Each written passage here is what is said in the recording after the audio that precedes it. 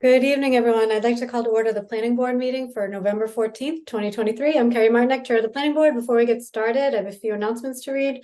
This open meeting of the Planning Board is being conducted remotely pursuant to Chapter 2 of the Acts of 2023, an act relative to extending certain COVID-19 measures adopted during the state of emergency, signed into law on March 29th, 2023. All members of the Planning Board are allowed and encouraged to participate remotely. The act allows the Planning Board to meet entirely remotely so long as reasonable public access is afforded so the public can follow along with deliberations of the meeting. Public is encouraged to follow along using the posted agenda unless the chair notes otherwise. Members of the public who wish to view the live stream may do so by going to Northborough Remote Meetings on YouTube via the link listed on the agenda. Ensuring public access does not ensure public participation unless such participation is required by law. This meeting will not feature public comment. Members, when I call your name, please respond in the affirmative. Amy Fretsky? Here. Bill Pierce? Here. Millie Milton? Here. And Anthony Zeiton? Here. Staff, when I call your name, please respond in the affirmative. Lori Connors? Here. And Bob Frederico is waiting in the audience. And anyone for minutes tonight? She's going to be watching in on Thursday, so she's not here. Okay, I'm gonna bring Bob in.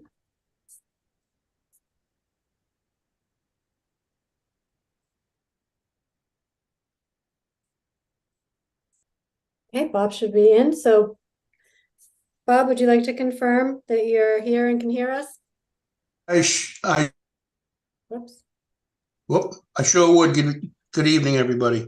All right, hello.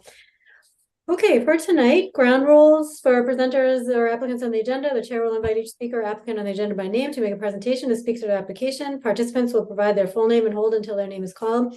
Each speaker will be asked to mute their phone or computer when not speaking and speak clearly to help generate accurate minutes.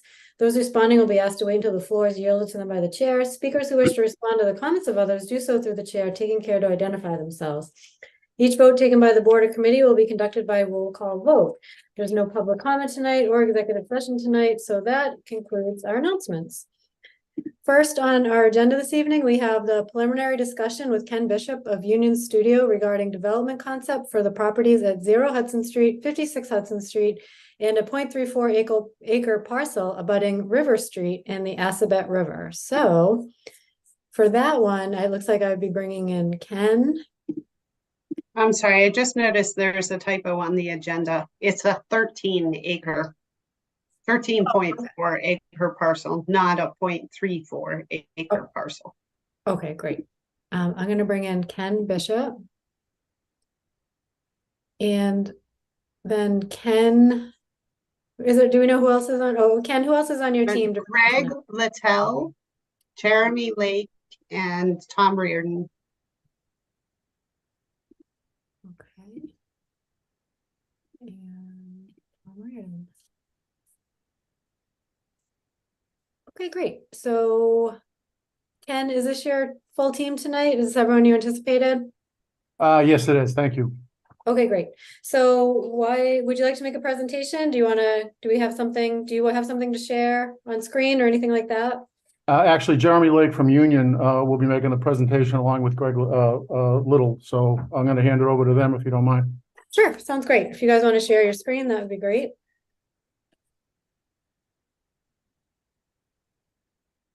All right, you ready for us to jump in, or? Sure, please do. Ken or Tom, do you guys want to provide any introductory comments, or do you want me to just talk about it? Sure. Madam Chair, that's all right? Yeah, sure. Go right ahead. Okay. Tom Reardon, I'm a consulting architect for NB Realty Trust, and our interest in this presentation is to see if we can be considered as an extension of scenario 2, which is the downtown extension that was developed for the implementation committee, which is the Harvey property along Main Street. And the parcel we're going to discuss tonight abuts that property to the north along Cold Harbor Brook and the Assabet River.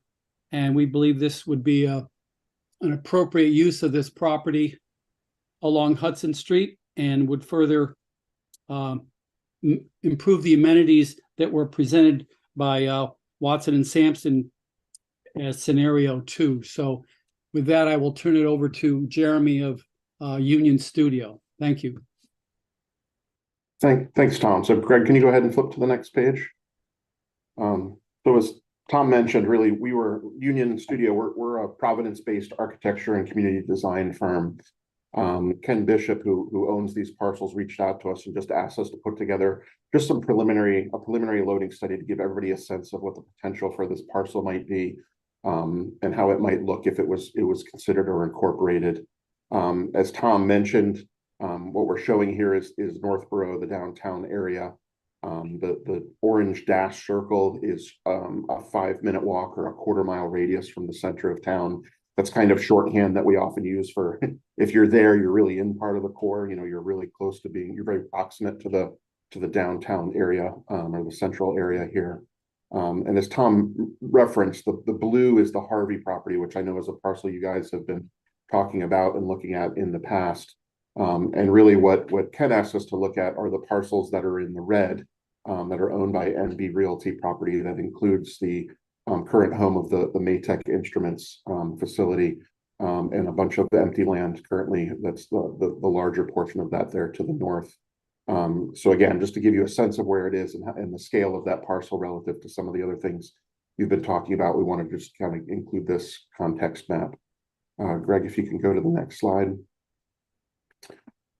So this is the larger portion that's essentially north of Hudson Street. There's also a smaller couple of parcels that are just south of Hudson Street that we'll also be showing you.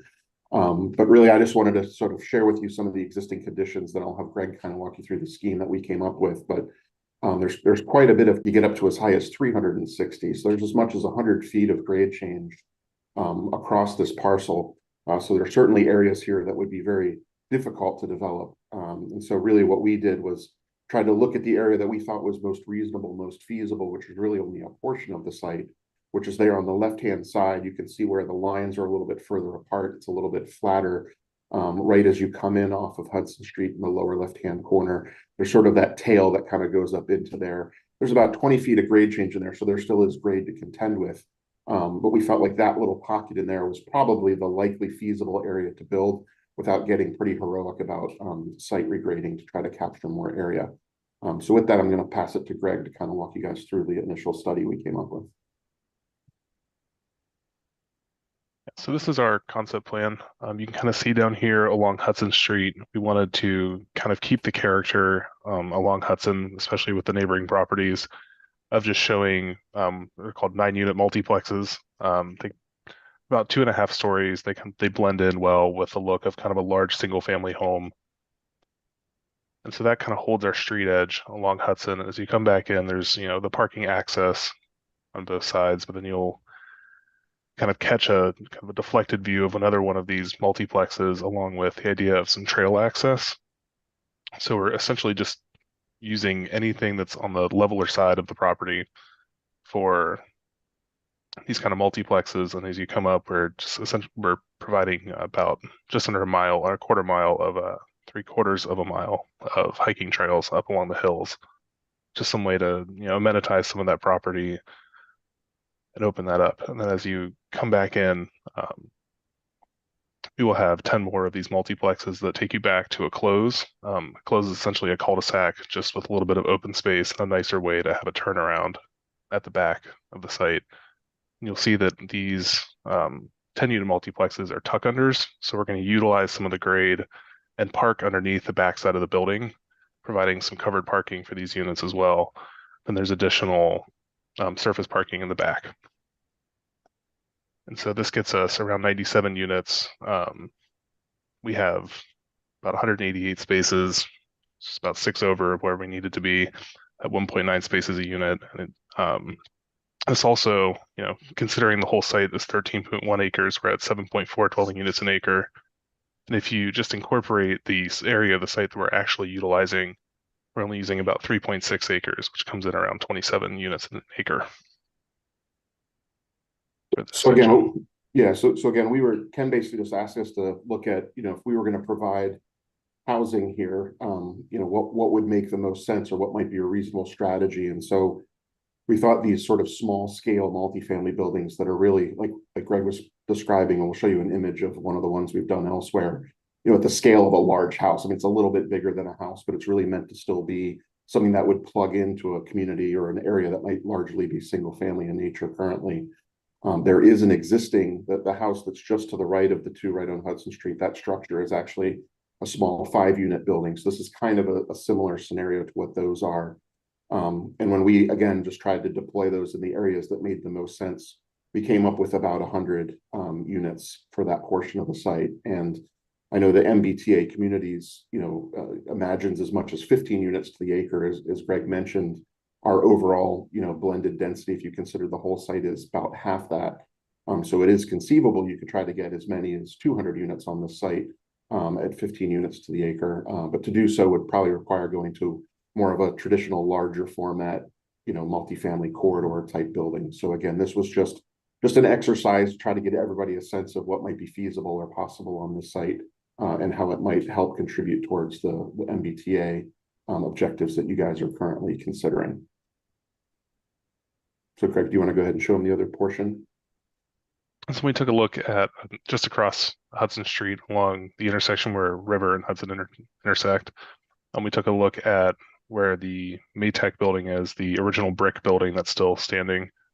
And then we're calling them the Assabet River parcels on the other side, these two empty pieces of land where there's a little bit of parking currently for Maytech on that side of the street.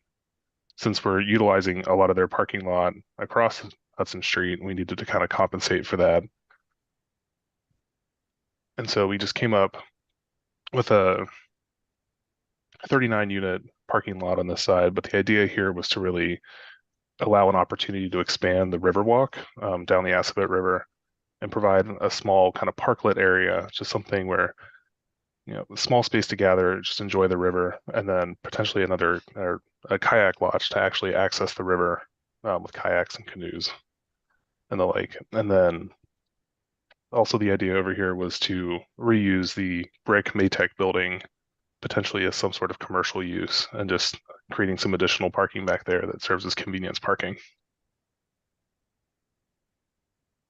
So the primary operations of Maytech would still continue in the stuff on the left, and we're even sort of hinting in there might be a potential addition or change over there as well. But really it's how you could potentially repurpose a portion of the site for some other future commercial use that could even be residential potentially. But really the idea here was to show how even some of the concepts that were shown on the Harvey property of creating this amenity of a river walk along the Assabet could continue into the site, create a little public moment there at the intersection with River Street, but also address some of the needs like parking that would still need to be compensated for here. So again, this is just a preliminary study to give you guys a sense of what's going on. We're not submitting and looking for an approval for the scheme or anything along those lines.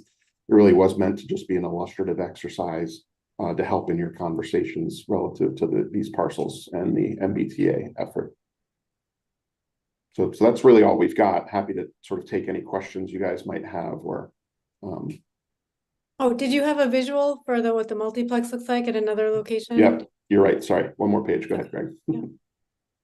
Yeah, so this is the last page. Down here in the center is the 9-unit multiplex, which is what we imagined being along Hudson Street, along with the neighboring 5-unit multiplex that kind of just shows how this character could, continue down the street and just match what's already there. And then at the top, just kind of ideas for the riverside parklet, a kayak lunch, and the turnaround at the back that provides a little bit of open space instead of just a standard cul-de-sac.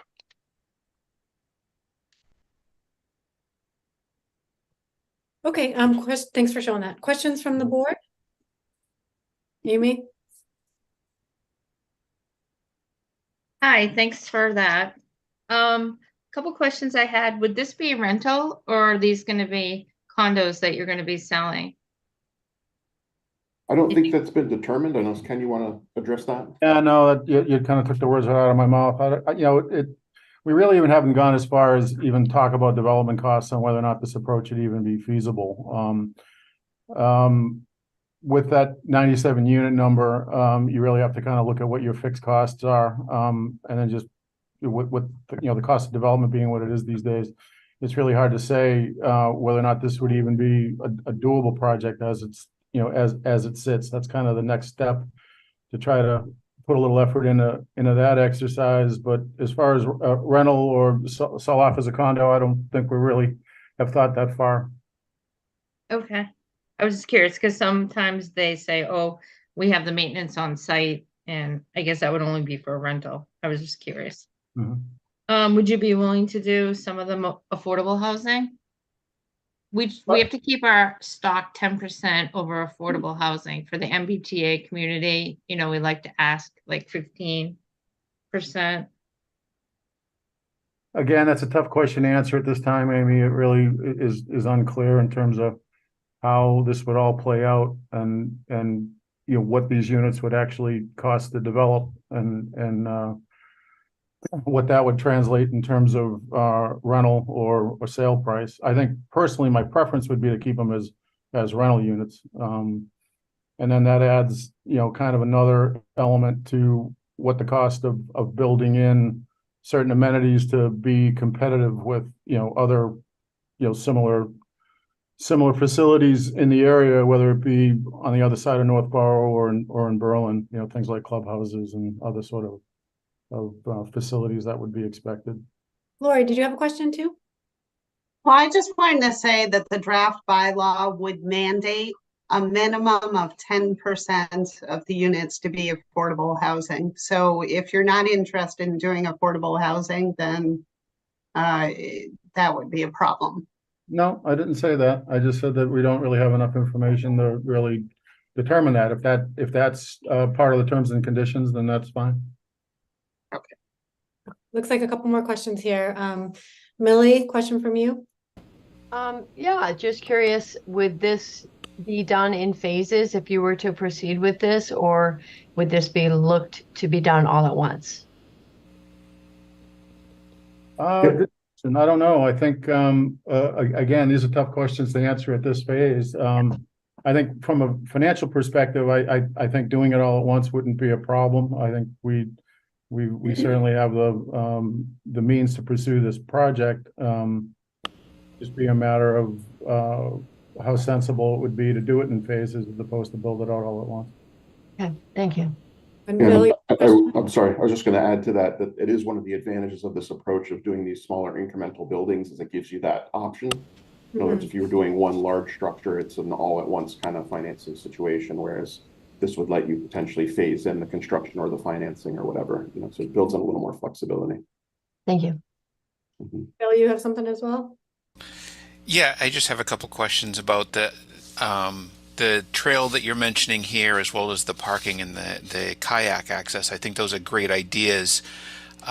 Is the intent that that land would be given over to the Trails Committee to maintain the trail, or what's your thought on the maintenance of that trail and the parking and kayak access? Right, would those be given to the town to manage, or would you still be managing that? I'm open for that. I don't think we have any preconceived plan one way or the other. I think, you know, your point's well taken regarding maintenance of the trails. If the facility would really be in a position to do that and yet still open it up to the public, I think it probably would make sense to hand that over if they were interested in it. As far as the kayak launch area, again, I think where that would become shared parking, I'd have to just see what the pluses and minuses of doing it either way would be, Bill, to be honest with you. Okay, that's fair. Thank you. But, I mean, just as simple as who would plow that? Is that you guys would plow that parking lot, or? Yeah, I think we would. Yeah, I think we would have to. Again, this would be maintained for the manufacturing facility unless we made some other arrangements with some other potential locations on Hudson Street that would be more convenient. But yeah, I think that would be certainly our responsibility if it continues to be parking for Maytag. Right, and then I was thinking like the path as well, and like I said, the kayak launch. So, you know, you're right. It's things that need to be discussed further later if there's an official. I mean, they're great questions. They get you thinking that, you know, about things that you hadn't thought before. But you know, I mean, Maytag's been in town for over 25 years. You know, we love where we're at, and we want to be a good neighbor. So I think this would be a good project to make use of that land, and I think we'd be more than pleased to maintain the Riverwalk as part of it. Appreciate that. Thank you. Any other questions? Any questions, Stat, Lori, or Bob? Oh, sorry. Yeah, I had the same, Bill, I had the same question you did about maintenance and the trails and whatnot, so I think that was it for me. And I see you had the breakdown of 1 bedroom versus 2 versus 3, so I see that there, so that's great to see. So otherwise, I don't have any other questions. Just a quick question, Madam Chair. Oh, sure, sorry, Anthony, I didn't see you there. Right. Yeah, so I'm just like, the things that kind of jump out at me right away is the intersection there, so opposing River Street. And so that, and Hudson Street can get a little dicey with traffic and just, traffic speed. And then if you're gonna have pedestrian traffic, that, I mean, we have to have some sort of mitigation there in terms of just protecting people. Curious in terms of that brick building, any thoughts on what you might want to do with that besides just commercial something? No, not really. I mean, I think when we get the addition up, it becomes extra space for us. So it's just a matter of what we could do with it, whether it be small offices, professional offices, or maybe art galleries or a restaurant or something like that. I think we'd be open to any idea that we could come up with. Yep. What's that zoned over there? How's that zoned? Is it already commercial? Me too. Downtown business. Sounds is. Oh, actually, I'm sorry, neighborhood, downtown neighborhood. But if it went into the MBTA, it could be opened up into the mixed use where it could have businesses downtown underneath and apartments on top. And that would allow some businesses in the downtown neighborhood, right? If we included that in mixed use, that building. Absolutely, under the option 2, the mixed use would be allowed and encouraged on the first floor of buildings, so.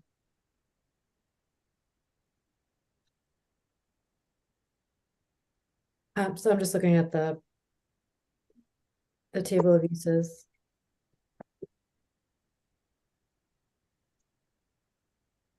Okay.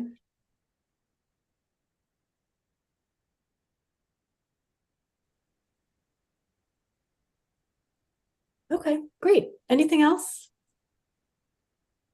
I mean, to Anthony's question about, that intersection there, is there the opportunity for any like sidewalk or, I mean, obviously, I'm trying to picture that area. That's one of the motivating things that we have. I mean, to get the parking moved opposite River Street, which is a little bit safer for my employees. We have had situations where I've had several employees hit crossing Hudson Street to get access to the existing parking lot. So this is kind of a benefit for us to prevent having to cross Hudson Street. But obviously, whatever, I think there was some talk about developing access to the downtown area.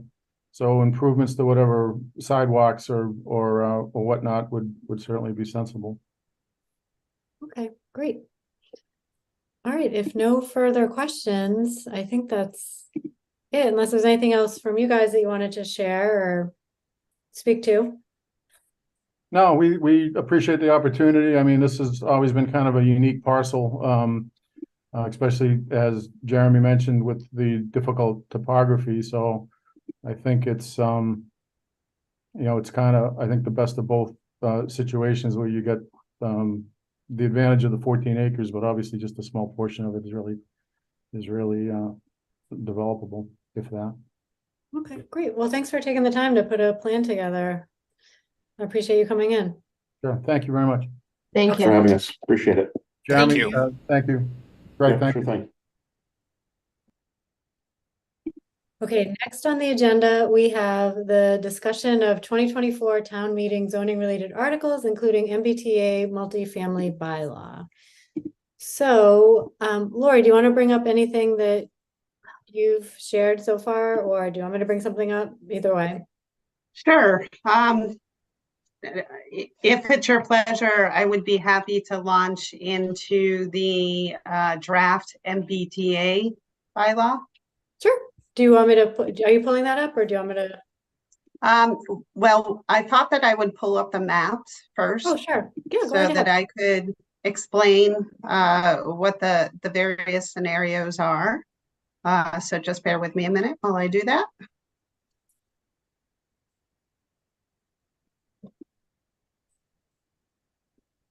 Okay, can you see that? Yep. All right. So the first scenario that I wanted to show you is actually kind of the backwards. So this is option 2. So option 2 includes 2 sub-districts. So there would be a Southwest Connector multifamily development sub-district. And so that's the first map that you see on the screen. So that is the New England Baseball Complex right here. Mhm. And then, of course, there is a developed area. This is the medical facility that is already developed. So this is 353 and 333 Southwest Connector. So then the second Oh, wait, but hold on a second. sub-district. So how many acres would this equal? Right, just, first you're gonna ask me that. Just bear Well, with me a minute. I brought all my various files. It's So that I 28.57. Oh, okay. Thank It you. says it at the I'm bottom glad of that you your. have that handy. So does that assume then that Avalon is in play since we have to hit 50? No, or- so oh, option 1 would include the Avalon development and these 2 properties. And then there's like a tiny parcel right here that would be included. So And then do we have to net out the wetlands and the water there? And so there's it 28? yeah, so Okay. I would include the totality of the Avalon development. So that's 42 acres. And then this area right here ends up being about, what did you say, Amy? It's 28. 28.57. Okay, so it'd be the combination of those 2 areas. Okay. But 28.7, So, it doesn't include what looks to be, are those wetlands in the back and the water? Oh, is so that that's water? the totality of the parcel acreage. So Oh, okay. it doesn't separate out the wetland areas. Oh, okay, but we would have to do that ultimately in our calculations. Yeah, so when we submit it to the state, we will have to use that Excel spreadsheet Okay. that Judy Barrett prepared. So we'll have to take out wetlands and then we'll have to recalculate it. Yeah. Okay. So this bylaw right here assumes 15 units per acre. And then the option 2, like I said, just has these 2 parcels within the Southwest Connector Multifamily Development District. And then it includes parcels within the town center. So it includes the parcels that we just discussed, with the exception of these 2 parcels that he just mentioned in his presentation. So when I did this draft bylaw, I did it without the benefit of that PowerPoint presentation. So I wasn't anticipating that they were going to include these 2 parcels over here. So my initial proposal doesn't include them, but I'd be happy to include them if you want to include them. So it includes that land. It also includes, currently for discussion purposes, the totality of the Harvey parcel, although I know that we talked about maybe only including a portion of that. So that is up for debate tonight. I did also include the current town offices, and I included the housing authority property, which is already developed at a density of, I believe, about 18 units per acre. So this would comply with the bylaw. So I don't anticipate any additional development. I just thought it prudent to include an already developed area. So I thought that I would speak to the option 2, because that includes option 1 and then additional language for option 2, which is the downtown area. So it's a bit more comprehensive than the option 1, which in simplest terms would just be the same exact bylaw with stripping out of all of the language that has to do with the downtown. Okay, and can you just flip to option 1 for a minute? Sure. Okay. You want to go to the map, you mean? Yeah, it looks like it's right next to it on the PDF tabs there. Like Yeah, right next to so it. Yeah. let me stop share and go to the other one. So just. Oh, sorry, I thought it was right within the same PDF. It looked like a neighboring tab.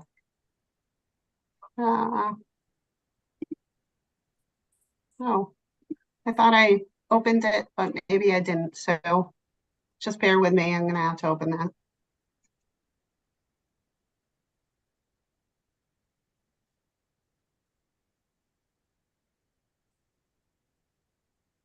Okay, there we go. So let me share that.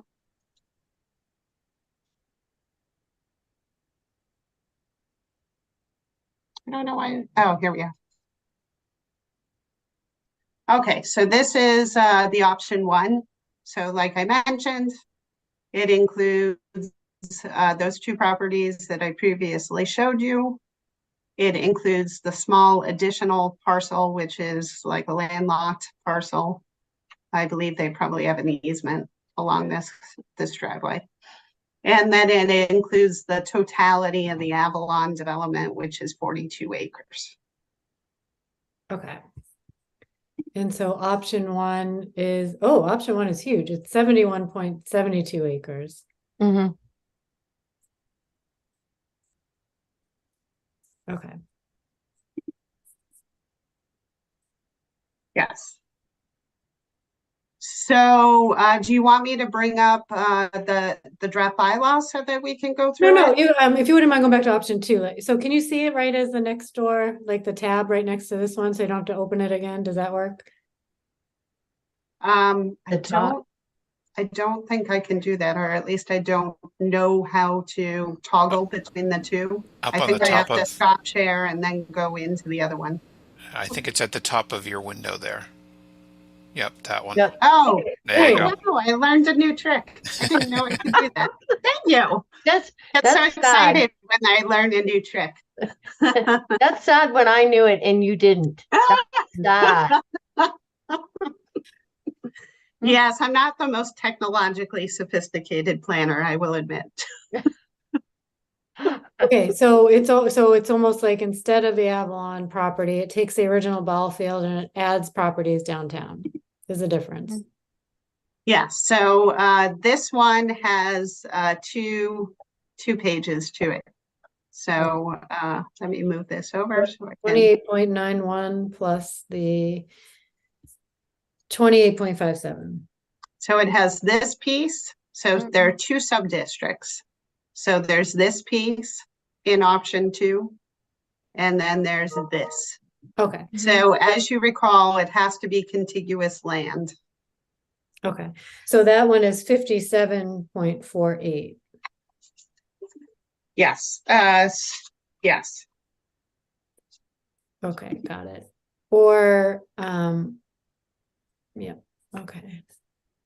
I had a question. Now that we saw the Hudson Street development, which seems really creative and near the downtown, there could be an option 3 where we do Avalon and just the Hudson Street. Yeah. So we don't have the 72 acres. You can always add in properties to the overlay as they come about, but it's great to have the proposal in front of us to see actually what we're getting. So in that case, Amy, we'd have the 42 acres on Avalon plus the Hudson Street was the 13.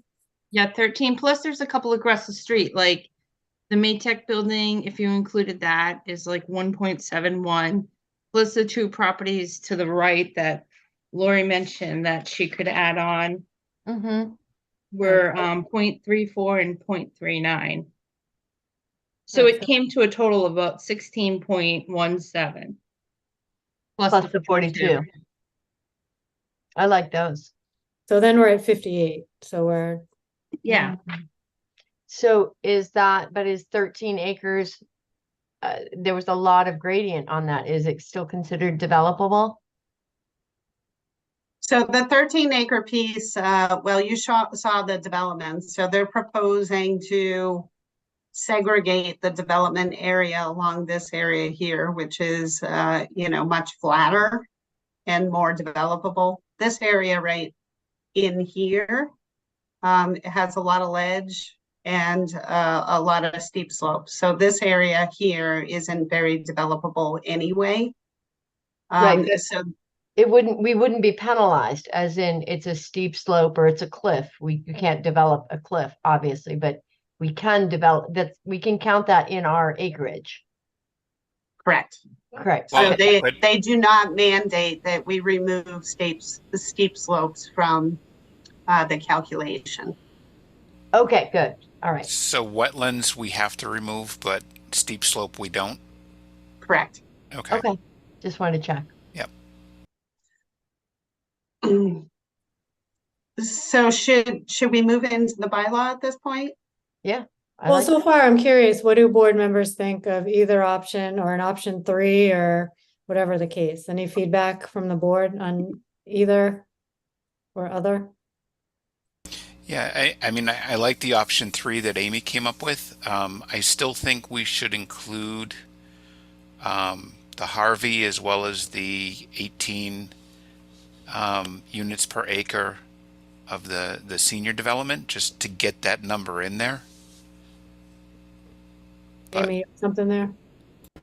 Yeah, being on the downtown revitalization committee, I brought it up is if you include the Harvey right now into the parcel, then it's an open developable property. Like the way they're coming forth now with the project, we know what we're getting. If you put our Harvey into the MBTA, we don't need to do it. And they can come and do all housing. Where downtown revitalization wanted to do a river walk, they wanted parks, they wanted a specific layout. But if you just blankly apply the MBTA property on top, then we lose that. We lose whatever hold we have, where someone could come forward, another developer could come forward and say, I want to develop the Harvey property. I'd like to be in the MBTA. We can add them in at any time. Like you can add them in. Mm-hmm. But once they're in, then they get the 15 units by right per acre. And then they don't have to do the river walk or they don't have to do the park. So it wouldn't necessarily meet what the downtown revitalization was looking for. They could just do all housing. I wonder if we can move on to the bylaw, because I put in a number of design standards that would be mandatory, including open space and recreation resources. Yeah, that's okay. I just want to make sure the board gets to voice their opinion on these maps. It's a big deal, so I don't want to rush through it. So any other comments or feedback on the actual parcels? I think I'm more geared towards what we're seeing here with the downtown district for, kind of the higher density housing. I probably tend to agree with Amy in terms of making sure, and Lori, I'm sure you'll speak to this too about the bylaws, but yeah, I just want to make sure that when and if we ever consider that we have a very firm understanding of what's going to go in that place. And so it can be developed in something to be, a real nice part of downtown. Bill, you have something? Yeah, I was just sort of looking at this map and I'm wondering if, one of the advantages of the Route 20, Route 9 area is wide roads, right? If we add 15 units per acre on a narrow road like Hudson Street, what is that going to do to traffic? Especially vehicles pulling in and out of that street. Especially in that area, that's really narrow as it is. Mm-hmm. Okay. Yes, Any- we could get an engineer to give an analysis on whether it could handle it. Well, and I think the other consideration here too is if we throw in 300 units overnight, just absorbing that amount into the school system, I think would be a huge concern, as well as resources, police, fire, roads, traffic. I think Hopkinton they've had a giant development come in, has crushed their schools. If we could I think we need to do this in a very measured approach in terms of growth and how fast we do it. What's the school district over? Is this the Proctor school system over here? I don't think so. Mm-mm. I was Proctor, but the baseball would be Proctor. Yeah, I don't know if it would be Proctor or Z. No, This would be like Z or Lincoln, I would think. On Hudson Street. oh, you mean the whole district, that area? Yeah. I mean, Mm. Proctor's over at Brigham, so it's right there. But if you go in the opposite direction, Z's right there, so it'd be between Yeah, the G two. School's right off Whitney. And I think it's good by having this versus the baseball, like Anthony said, like he had 7 3-bedrooms, where over at the baseball field they wanted 48 3-bedrooms. And that would really, just that alone Huge. would add a lot to Proctor, never mind all the other units. Yeah, I mean, I agree to that, but I think, don't forget that the whole intent here is we're just zoning this, right? If somebody wants to come in and do that work, it doesn't matter where it is, it's going to be that number of units, whether it's downtown, whether it's over at the baseball field, whether it's wherever we say, right? It's still going to, impact the town. So no matter where we put it, that's not going to matter as much as, like I said, the traffic on Hudson Street adding, 80 or 100 cars on Hudson Street over 80 or 100 cars on Route 9 and Route 20. Yeah. So Bill, are you saying that option 1 is something that you like better, or you're just making an observation in general? No, I'm making an observation, but I'm really, like I said, and looking at all the houses that are around here, right? Adding in a complex like that with all those single family homes all around that area, what are the neighbors going to think, type of deal. I think it's also important to note that this is the downtown area. So in order to have a revitalized, vibrant downtown, you need to have population density to support the businesses. So that is the recommendation that's coming out of the downtown revitalization report. So as you know, the comprehensive rezoning was done in 2009. And so, of course, that zoning allowed very small minimum lot sizes in the downtown. And it has spurred certainly some redevelopment, but on a very limited scale. So, if the zoning remains the same, then it is likely that you will continue to get the same, which is the current downtown. Well, So right. if people are okay with the current downtown, then great.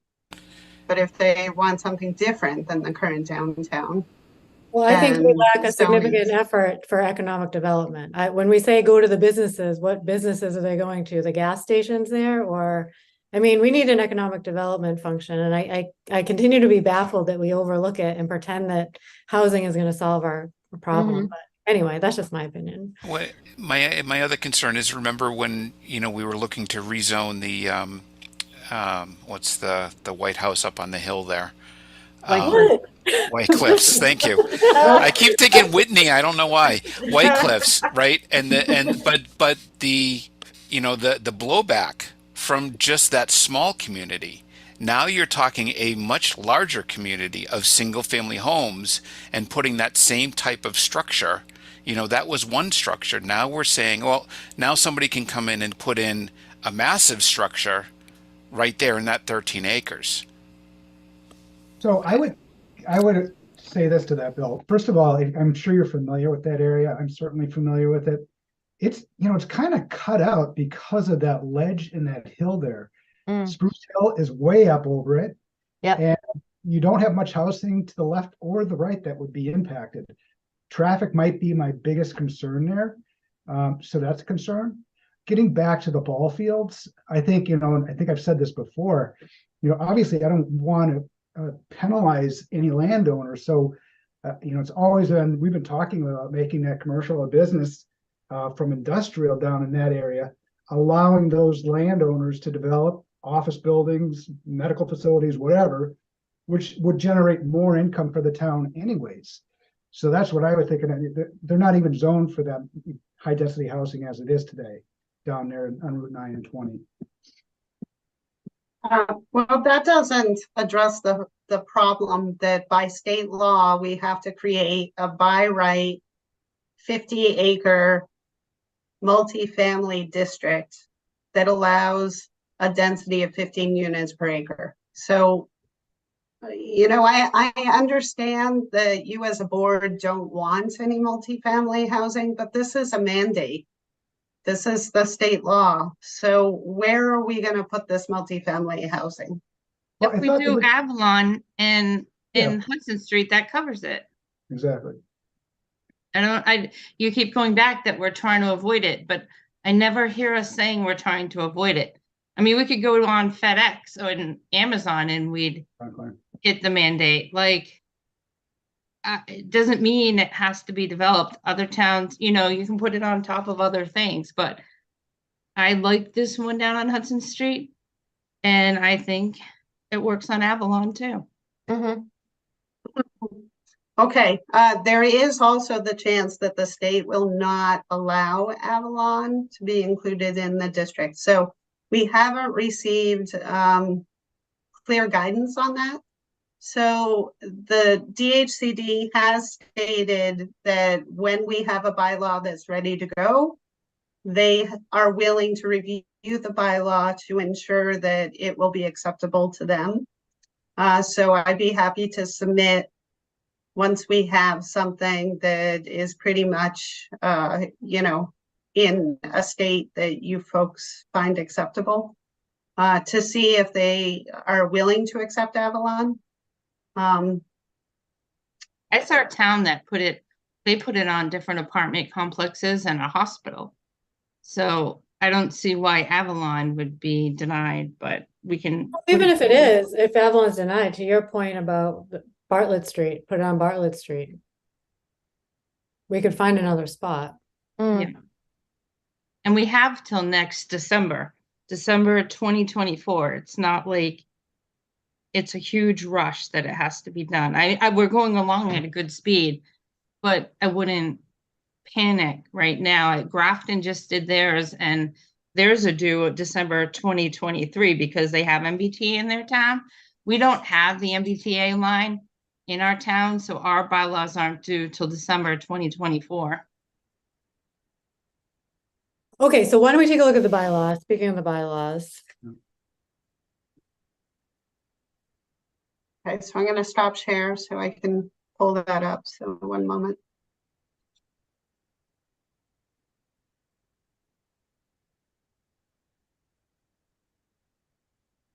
Okay. So I'm going to do option 2 because that includes the downtown.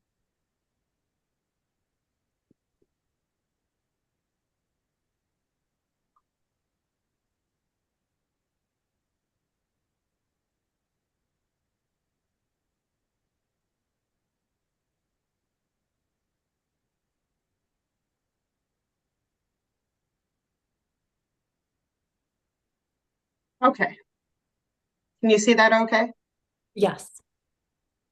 All right. So what I started off, of course, with is the purposes of the bylaw. So this varies slightly from the option 1 because I included language having to do with the downtown. So maybe it would be best to just kind of go section by section and see if people have comments or questions. Okay, so does anybody have comments or questions about the purposes or want any modifications The purpose of the bylaw or? of the bylaw? Yes. I had a couple. Are we on option 1 or option 2?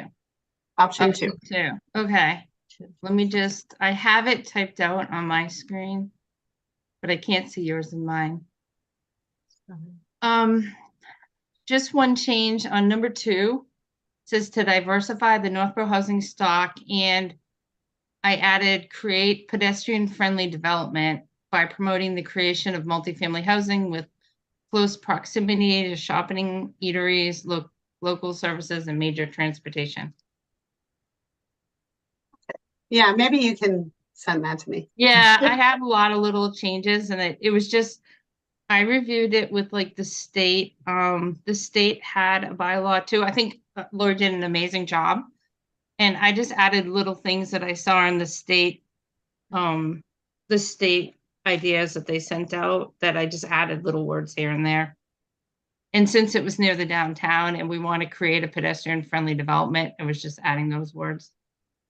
Yeah, I did in number 5 put to ensure pedestrian-friendly development by permitting high-density housing in areas that are walkable to shopping, eateries, local services, and recreation opportunities. But if you want me to combine those into one, then I'd be happy to do so. All right, maybe I have the wrong one open. My 5 is different.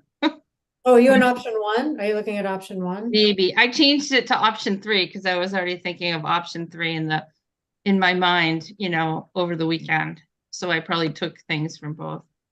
Okay. I did delete this from option 1 because if we're talking about southwest cutoff, it's not going to be very easy for people to cross Route 20. Possible, but not maybe advisable to do that. So I kind of took that out. Mm-hmm. So applicability. So this is where I talk about the fact that there are 2 sub-districts, the Southwest Connector multifamily sub-district and the downtown sub-district. And then, of course, the relationship to existing zoning. So what I wanted to do with this bylaw is say that the density requirements and dimensional requirements of the underlying district apply. So if you are in the downtown neighborhood district, you're still complying with those minimum lot sizes. But further on in the regulations, there are differences having to do with heights and densities. So you still have like the setback requirements of the underlying zoning for the yards, as well as the minimum lot sizes. So that's what that language says. Okay. So under D, of course, saying that you have to comply with site plan review, and the planning board is the permitting authority, and the planning board has the right to adopt design guidelines specific for this district. So then under letter E, I talk about the types of uses that are allowed.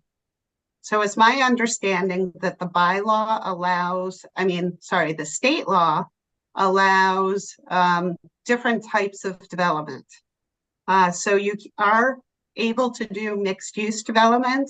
You're also allowed to do townhouse development as well as multifamily dwellings.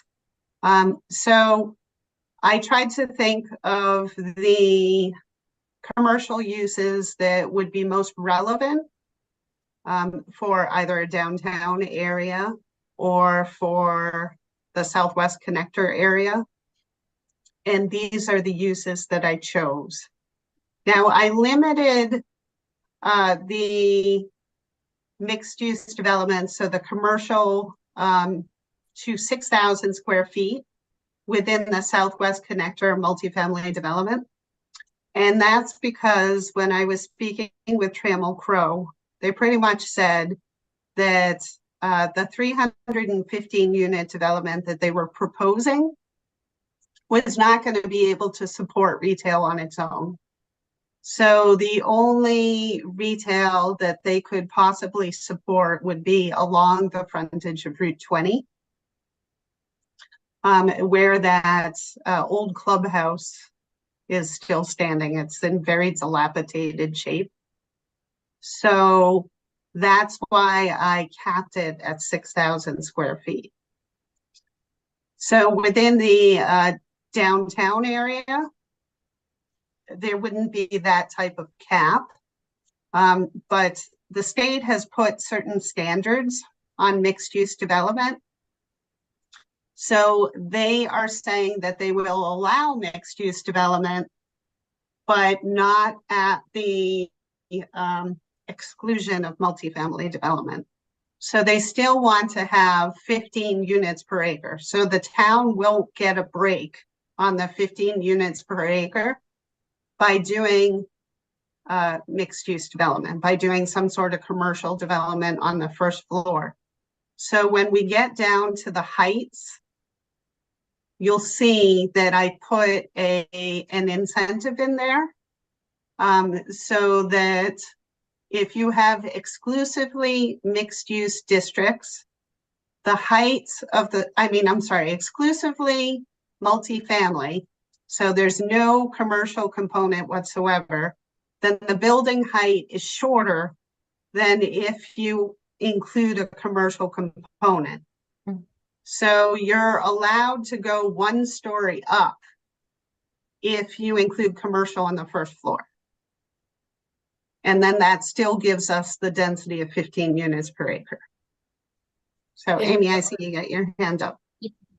Yeah, I noticed that you wrote 20% of the gross floor area, but the state said we can go up to 33% of the gross floor area of the bottom floor. So I was just wondering why you picked 20 instead of 33%.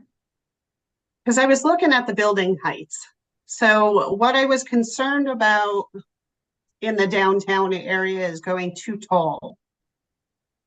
So, you know, I wanted to keep with the maximum building height of 45 feet, which is the maximum height that the zoning bylaw currently allows in the downtown business district. So I'm going to skip ahead if you don't mind. Well, actually, can we just hold that thought for a minute? Because I want to see if anybody has any questions on these particular uses. So I have the main uses, the principal uses up top, and then I go into accessory uses. So I know in particular for development like Trammell Crow was proposing, they'd be interested in doing a clubhouse. So I allowed that as an accessory use. If somebody's living in one of the units, they could do, you know, their work from home for the home professional office and the personal service, garage, of course, or a carport. And then, of course, we have the solar installation. One of the things that has become more popular these days is doing canopy mounted installations over parking lots. And the benefit is it works like a garage. So it keeps the weather away from the vehicles. So the people parking on under them tend to really like them. And then it has the benefit of creating electricity. Amy? Sorry, I'd send these all to you, but I want to bring it up in front of everybody, or I could send them and we could talk about it next time. But when I was looking at accessory uses, the state said communities should consider allowing accessory uses appropriate to multifamily. But it says if you have something like a home office or a home personal service, they wrote you should have home professional office with no employees and who do not have regular customers, clients coming to the office. Because it is a multifamily, they said you wouldn't want, it says you wouldn't want to have clients which generate noise, and you don't want you know, because it's different than having a single family house where you have people coming to your house to get haircuts or whatever. They have the clause in that you can have a home professional office or a home personal service as long as it wasn't one that had employees or customers that come and go, because this is like an apartment complex and you don't want to be, you know, you don't have an office building with people coming and going it next door in Makes an sense. apartment. I'd be happy to make that change. Yeah, I can send it to you. And another thing that they mentioned for allowing, say you do mixed use in the downtown, they had some other uses like community space, educational uses. So like say maybe one of the downtown, if it's 33% commercial, they listed you could have like, if it's not residential, you could also include a community space or something else. I could just Yeah, the exempt uses, that would include like a daycare center. Or, you know, like a little preschool or something like that. So that would be included under the exempt uses definition. Passive recreation, are you talking about something other than a clubhouse or passive recreation? well, this was an accessory. This was, they had allowed by right on a ground floor community space under mixed use development where you have the retail store, deli, brew pub. They had community space, educational uses, retail, which you had offices, artist studios, maker space, small scale food production. I could just send you the list that they had and we can pick and choose like what we think would fit in our downtown. Okay. It was just a couple extra Send that things. along. Yeah, absolutely. Okay. I'm totally open to, you know, more uses. These are what I could think of that would make sense, but certainly the artist space absolutely makes sense. So I just randomly went to the state and they had these examples. okay, anybody else have any uses that I should add to this list or take away? I do not. I can't see everybody, like Bill, I can't see Oh, you. yeah. I'm good. My only comment is, sometimes for these, I feel like we put in a little disclaimer, no use variances allowed. So I don't know if that's something we consider, or else this becomes Open. sky's the Sure, limit. I can add that. Yep.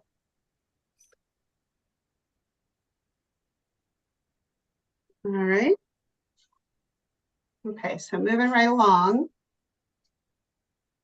So the density and dimensional requirements. So as I mentioned, what I envisioned is that we would go for the most part by whatever the underlying zoning sets. So where I wanted to change that has to do with the height. So the attached and the density. So the attached single family or townhouse. So this is Southwest Connector. So this is the New England ball fields first. So what I was looking at for Q's was the Avalon development. So I actually did a little study in the building department to determine the heights of the existing uses over in Avalon. And this complied. So they have 4-story multifamily dwellings that meet the height definition of 50 feet. So I know it's a trend, and as was mentioned in the presentation that we received tonight, that some developments include the parking on the first floor. So they work it into the topography of the land, and they mask the first floor so that it looks like it's either retail or so it doesn't look like a garage.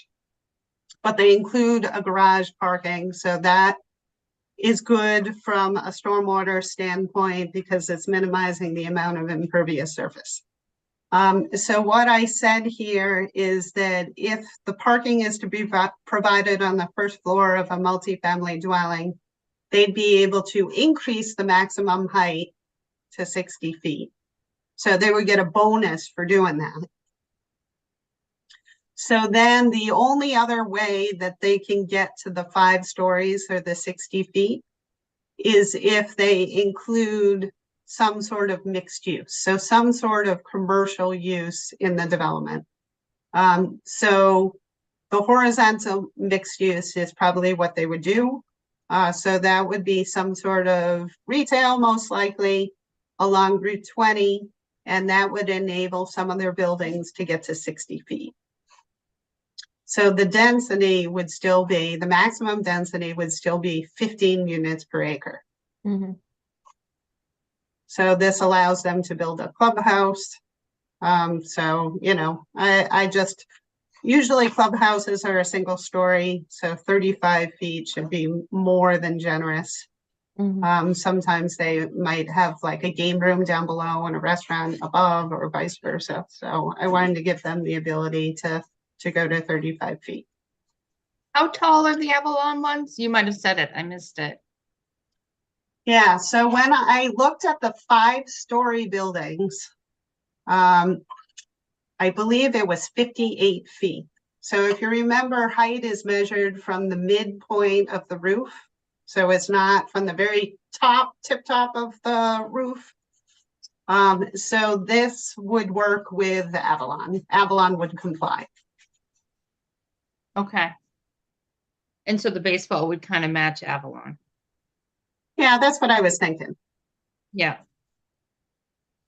So then with the downtown, I thought that those heights would be too tall for the downtown area, because I figured that probably what we're looking for, and I don't even know the exact height of 4 West Main Street, but I figured you wanted to stay somewhere in that line and you didn't want to go over it. I know 4 West Main Street is a 5-story building, but it also has a gambrel roof.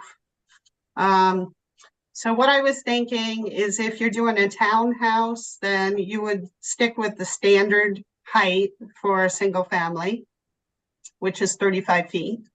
And then if you're doing the multifamily with no mixed use whatsoever, you'd be capped at that 35 feet, except if you do the first story parking structure, then you can go up to the 45 feet. So this would encourage that that mixed use development. So it would enable them to do the first floor retail, which I know is you know, something that we want, in order to get the higher height. So then I put some extra language. So this language is only in option 2, it's not in option 1. I was thinking about that that mixed that current brick building and also the town hall. So those would be adaptive reuse of existing buildings. So they would be enabled to fit however many apartments they can fit within reason within the existing walls of the structure. So I was looking particularly at gosh, I'm running a blank on the name of it, the Residence of the Mills or something like that. Mm-hmm. The I falls. believe it's located on Hudson. Mm-hmm. In Allen Street. Yeah. Yeah. So that building has 40 units in it, believe it or not. So it's, you know, it's very dense, but that's how many units they were able to fit. So why not? So they were able to accommodate the parking and fit that number in there. So I thought it would be nice to be a little bit flexible for the adaptive reuse of existing buildings, so we can encourage them to be reused instead of demolished. Any comments on that section? Amy, you probably want to ask your questions now. Well, no, I was thinking to myself what buildings would be reused downtown. I was trying to think.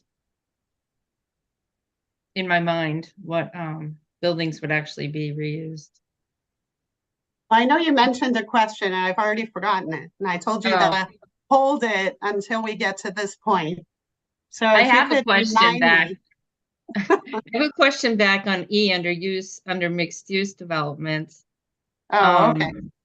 I think in the first sentence where it says mixed use developments shall include the following non-residential uses. Like the other towns that do use mixed use require the mixed use. Like I feel like if we're going to use the downtown, and that's what the downtown revitalization wanted on Blake Street, if we say may, then they don't have to do it. It's going to end up all housing, and then there'll be no downtown. There'll be nothing else to see other than Cumberland Farms and gas stations. If we don't say, if you're doing mixed use, you have to have businesses in the bottom.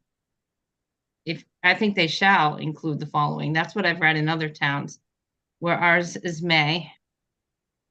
I wonder if, so the one concern that I have is in order to make retail successful, you need traffic. So my concern about, the property, the Maytag property that the presentation was made this evening, if we require first floor retail, they may not be able to fill those spaces when you go into the development. Certainly you would along Hudson Street. So they have, those two structures that were along the Hudson Street frontage. But as you go into the depth of the property, they may not be able to support that level of retail just because, it's a dead end. I agree. I wasn't thinking about them being in the mixed use. I agree. I was thinking on Hudson Street, the Maytag building being in mixed use, but not the 14 acres. Like the 14 acres, I thought would fall under just the housing. Because I agree. I don't think that could all be mixed use. Like Blake Street is smaller. So I think Blake Street could handle the mixed use. But I don't think Zero Hudson could. And plus, that's not really in the downtown. It's further Right. away. I mean, I'd be open to changing. Of course, this is you guys' bylaw. So whatever you tell me to do is what I'll do. But I think that if you want to include the parcels in Blake Street, that would be appropriate to include. But I need direction from you folks that that's what you want me to do. I was just thinking along bylaws, like there should be one overlay that's just all housing and one overlay that includes mixed use. And then we can drop the overlay on the properties that would fit either one. So you mean you want the Southwest connector to be all multifamily with no mixed use, and then you want this one to mandate the mixed use? Well, I was really just going for option 3 with Avalon and Hudson Street right now. So I wasn't thinking about the baseball fields as much. Yeah, but even if you do that and you require the mixed use, right? Do we end up with a bunch of empty storefronts like we do with that building up by over by Dunkin' Donuts where yeah, there's nothing on the bottom. I mean, that thing looks, Sad. it's not a good look for the town if they're just empty buildings, right? Let the developers come up with the idea, not us regulate it. The empty building is the empty first floor is because they haven't completed construction. So they are not able to get an occupancy permit for those spaces. But your point is well taken. If there's no demand, Right. then that's what you're going to end up with, is you're going to end up with empty storefronts. So wait, how'd they get a permit to put in, how'd they get a permit to move in at all? They're still houses, people live up on the top floor. So they got a permit for occupancy on one floor, but not the bottom floor?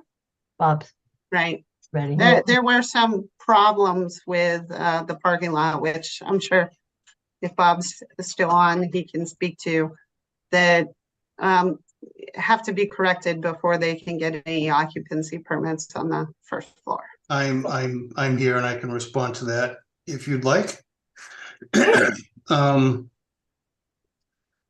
The project was permitted by the ZBA with no time frame for the ending of it, and there was no performance bond required for it. They constructed the building, and the developers, who had been reasonably cooperative up until then, said that they have cash flow issues, and we'd like to at least get the upper levels occupied. And I said I'm okay with that. But I also wanted a site plan review by the engineer. And I said I can, through my authority, give you occupancy on the upper pieces because they were complete to the building code. But the provision is that they will not get any building permits for the lower pieces until the 15 items that violate the approved site plan are corrected. Wow. They have not corrected it yet. And they have tried to get people in there, and I have told them they will not get a building permit to do anything in there until they fix the site plan. They have some pretty significant issues to fix, and I will not give them a permit until those site plan issues are fixed 100%. Got it. Okay. We don't have to spend time on that, just curious. Anyway, not to distract. May I? I have a Just- question. Just on the mixed use, if I can just interject for a second. If you look at 130 Main Street and 269 West Main Street, those have been full, I think, ever since they've been built. And so those are mixed use. So it seems to work in certain areas. And also the whole backing behind adding housing to downtown is to bring in the commercial. So if we fill up the whole downtown with housing, there's going to be nothing to go to. But if we're allowing higher density housing downtown, the whole purpose of it was to bring people in to drive commercial uses. Mhm. But if they don't build any space for the commercial uses, then all we're going to have is housing, and then there is no downtown. So one thought that I have, so we haven't gotten into the design standards yet. But we'll get to them. That's further on down the list. One thing that I could do is I could include in the design standard the mandate that whatever the buildings are that are along the lot frontage have to include mixed use. So that would be mandated. What do you think of that? So then if you have buildings that are further in, then you wouldn't have to do the mixed use on those buildings where you wouldn't have the traffic. Thinking of the what we just saw earlier tonight, the problem would be parking, right? Where would they park? Are they going to park across Hudson Street and have to cross to get to the building? I felt like they had parking for those units over to the right side, but I'd have to look at that again. Yeah, but that was for units, not for retail. Retail's So going to the require more benefit of parking. doing mixed use is that typically you have different hours of occupancy. So what you have to carefully balance is the uses that are operating during the daytime hours when people are at work. And then, you know, when those businesses are closed, it's used by the residential occupants. And then, of course, you have to always have some parking spaces that are for the residential occupants, because there are some that, you know, have weird hours. They might work nights, or maybe they work from home. And so, but that's something we can think about. So essentially what you're telling me is you want me to figure out how to mandate a certain amount of mixed use. I was just thinking if we did it downtown, like if there was a whole area downtown like Blake Street, I would like mixed use. On Hudson Street, what we saw tonight, I don't think, like I said before, didn't need mixed use unless the Maytag building. I was just So thinking. do you want included me the- to include some of the properties on Blake Street? I guess it's up to the whole group if we see what we're going to include in the end. Yeah, I didn't think Blake Street was part of this, correct? I any didn't of the either. options. Not currently, but that doesn't mean we can't change. What are the Yeah, acres look like? Oh, sorry, Millie, go ahead. I wasn't intending to include Blake Street. Are I'm you just about- wondering what location would be mixed use then? If we have a Definitely mixed the use Harvey revenue. parcel, you know, what we were talking about in the downtown revitalization plan is having the frontage, the buildings along the frontage. So along the Hudson Street frontage and the, let's see, do I? No, I closed out the other ones. They're not on my tab. Yeah. Um, so if we include the Harvey parcel, then there's frontage along Main Street and there's frontage along Hudson Street. So those could be mixed use buildings. And then the interior.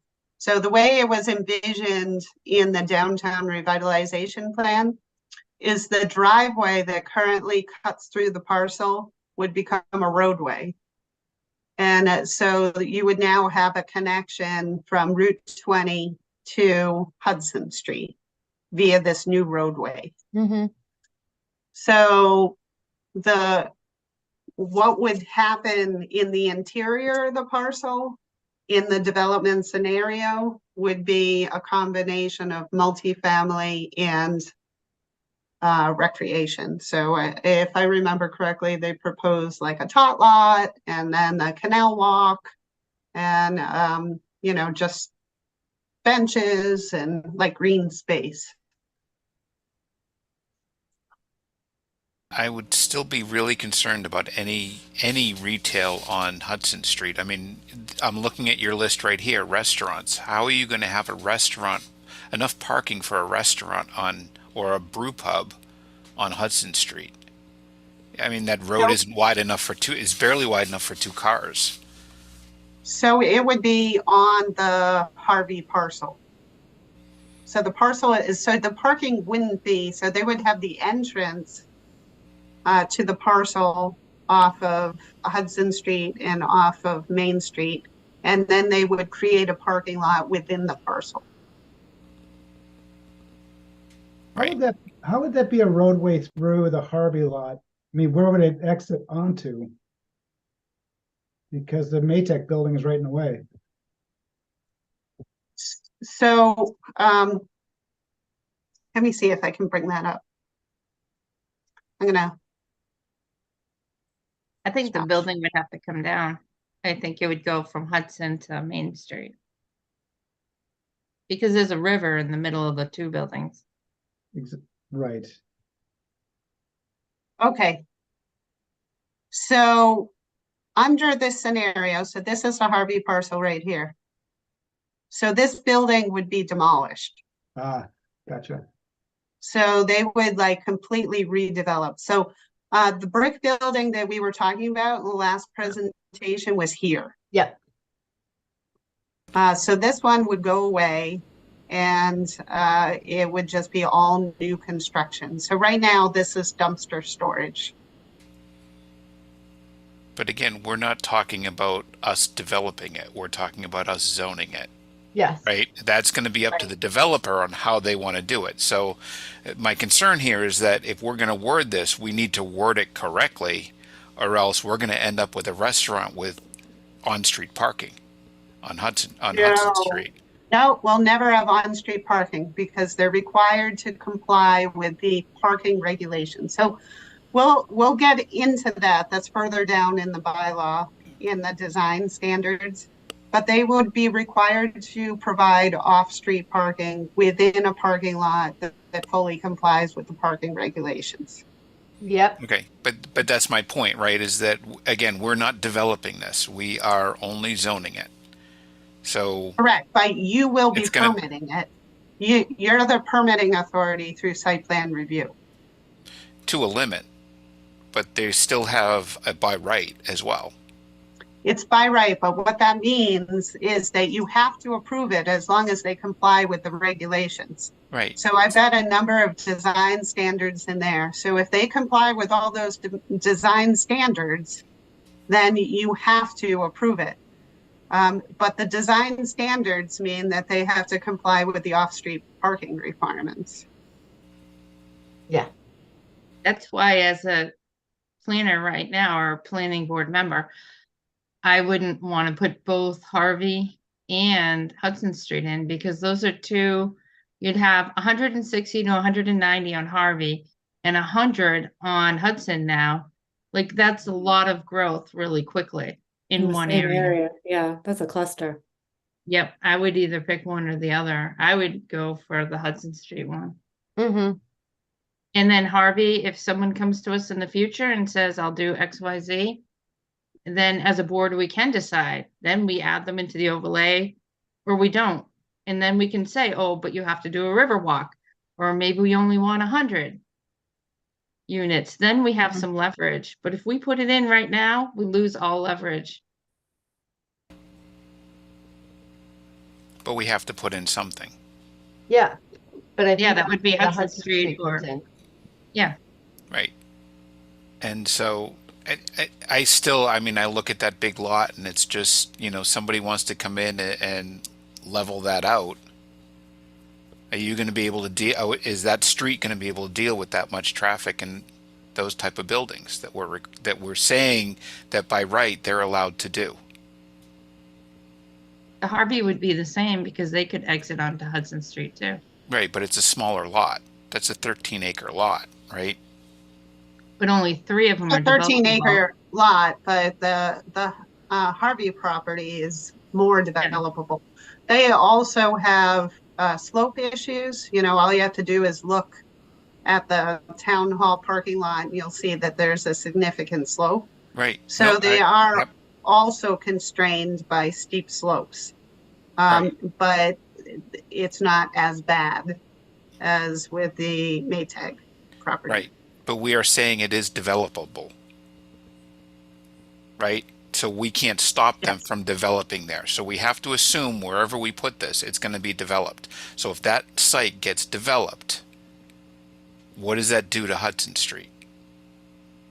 That's my concern. But it's developable anyways. Right.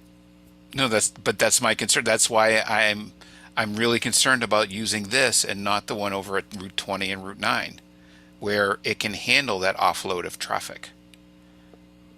And they're both developable, so it's going to be the same number of units, whether it's here or whether it's over there.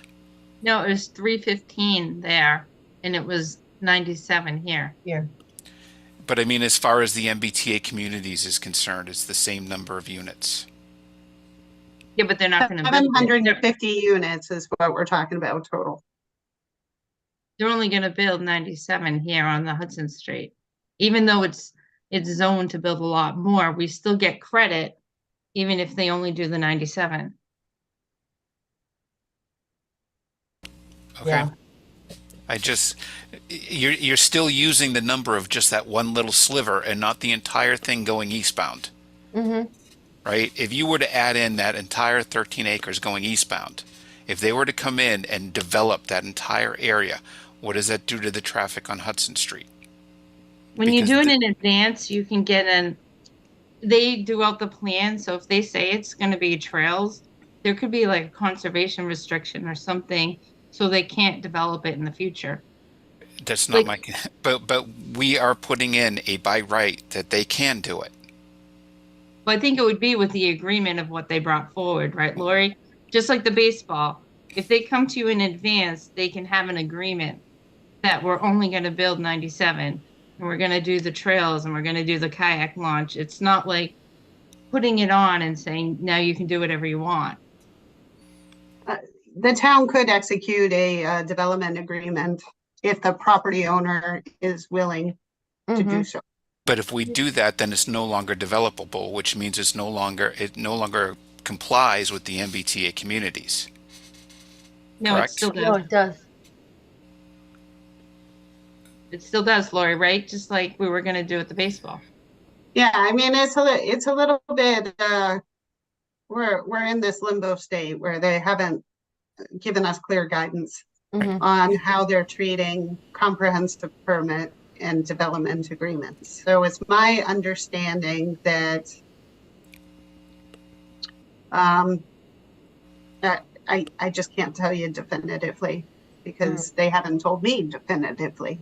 So what I suggest is that, like I said, we submit, once we have the bylaw to a point where you're satisfied, we submit it to DHCD, have them do the evaluation and tell us whether they're going to deem this okay or not. So Okay, then they're, we go to town meeting and we have that level of assurance. oh, okay, I was just gonna ask that. So that comes before town meeting. It does. Yep. And then we So could that get way, the if we need to development. make tweaks, so if the DHCD says, you know, we're not going to accept this for this reason, so maybe they say, you know, because of all of your environmental constraints, we're going to require you to do 18 units per acre, not 15 units per acre, because that's going to pretty much provide us with the 750 units or whatever. Mm. Then we can make that tweak before we go to town meeting instead of running the risk of them denying us after town meeting, and we'll all have eggs on our face and have Yeah. to go back to town meeting and fix it. But if we go to the state first, then we could do the development agreement before going to town meeting. Yeah, I need clarification on that. I just don't want to misspeak and advise And there you. is no rush for April town meeting. I mean, we could do a fall town meeting like other towns do. We'd So- have to do a special one, yes. Right, but we could. I think they might do it for the fire station anyways. Who My knows? fear is that what if we go to spring town meeting and it fails, then we have nothing by our. I mean, if it goes, so if we go to spring town meeting and it fails, then we have the opportunity to revise it and go to fall town meeting, and then we'll still be okay. We'll still be in good standing. Whereas if we wait until the fall and it fails, then where are we? We don't have to We're wait in 2 years to come non-compliance. back. I'm sorry? We don't have to wait 2 years to come back with a failed We would bylaw. have to modify. So if we bring it to town meeting in the spring and it fails, then we would have to modify the bylaw in order to present it again at a fall town meeting, which chances are we would want to modify anyway to address whatever the reason is for the failure at the spring town meeting. What if it fails at both meetings? Well, then we're going to be penalized. And what is the official, what is the What is official the penalty? Litigation is the number one penalty. And then also we lose access to pretty much all state grants. All state grants. Yeah, Not they just just about added everyone? a whole bunch of other state grants to the lists that we will no longer be eligible for. There are some state grants where they'll just penalize us, so we'll lose points for not being in compliance, but we would still be eligible to apply. So I can forward you the list. It's pretty expansive at this point. And what are these annual grants that we generally apply for? So one of the grants that I have an interest in applying for this year is a MassWorks grant to extend sewer service to Route 9. So we won't be eligible. Another one is for downtown revitalization activities. Then another White Cliffs grants. So the underutilized properties grants. Oh, that's on the list too? Another one. I'm sorry? That's on the list too, that we wouldn't be able to Yeah, I apply? believe that's on the updated list that they just sent out. We could go for it this February though, because we're in compliance right now. It would be the year after. Okay, so. Yeah, I think they're due the first week of, it's either the first week of May or the first week of June. I can't remember. And we don't have any choice on this MBTA community. It is a law. It used to be a choice. That's The new mayor or whoever came in, governor. governor. They changed the way they read the law. Now it used to be you just didn't get the grants, and now they're going to start to penalize because I think a lot of towns are saying, okay, well, we never got the grants anyways, which Right. was us too. We never got the grants anyways, so Right. That's my why, whole why point. do it? So now they say, well, okay, now we're going to slap you with penalties. On So top they've of it. already I mean, launched I- litigation against one community that the town of Holden snubbed their nose, Yeah. and they didn't do any of the compliance paperwork that we've done. So they filed a lawsuit against them. I mean, my But again, concern we would could be- still throw it on Amazon and comply. If it all came, if we had an emergency and then you could move it if you really wanted to. Like we have plenty of areas where it could fall on. I don't know why, like, my concern is we're doing all this to be compliant with the MBTA and that the MBTA is going to fail anyways. So, you know, there's ridership is way down. Billions of Well, dollars. they- in System's there. gonna fail. Nobody's going into Boston anymore. Just saying. They call it MBTA, but it's just a community. I know I work for the MBTA, so every time I hear it, I cringe. But Yeah. Kelly, it's now not- you're hurting. it's not the MBTA that's doing it; it's the state for additional housing. You're hurting Bill's feelings now. Mary. No, I'm not. I'm not trying to. quick I'm just question, concerned Lori, we're gonna before I go through forget. all of this and not have any real benefit from it other than maybe moderate benefit, but nothing real. Well, But hopefully we'll have more people living downtown to bring more energy and vibrancy into the downtown area. So I would love to think so.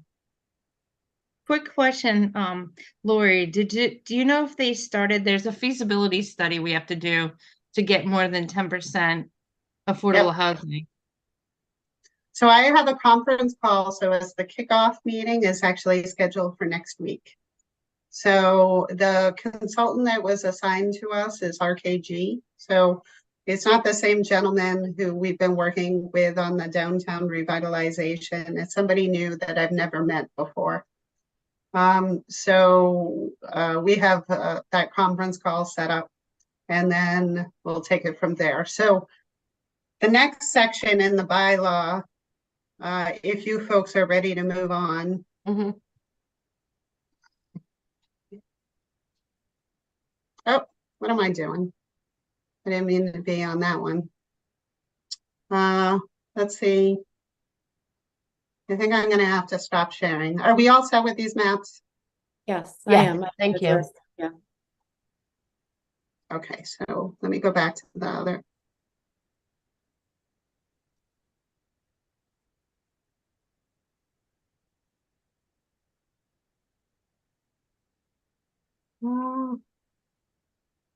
Let's see. Are you still seeing this Mhm. on my screen? Nope. Nope. Oh,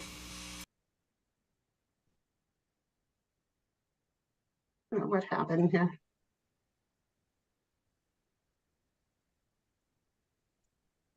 Somehow I lost my view.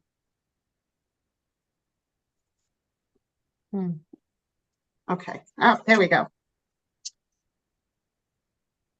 Like I said, not technologically very good. Okay, there we go. All right, so are we ready to move on from the uses? I am. Everyone else good? Yep. I am. And from the density and the heights? Yep. Okay, so the next section had to do with affordable housing.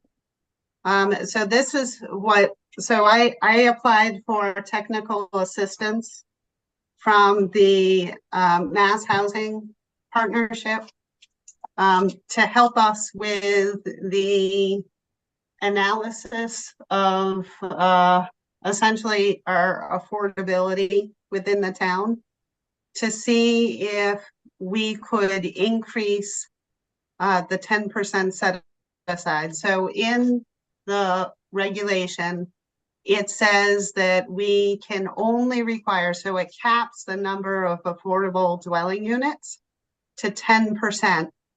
And it's a moderate income family. So it doesn't allow you to go to low income families, which is 65% of median family income, median household income. It requires you to go to moderate, which is 100%.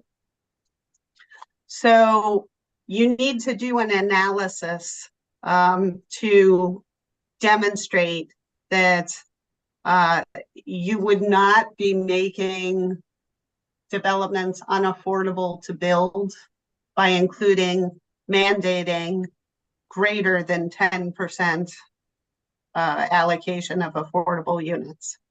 So right now, I just, as a placekeeper, put in the 10%.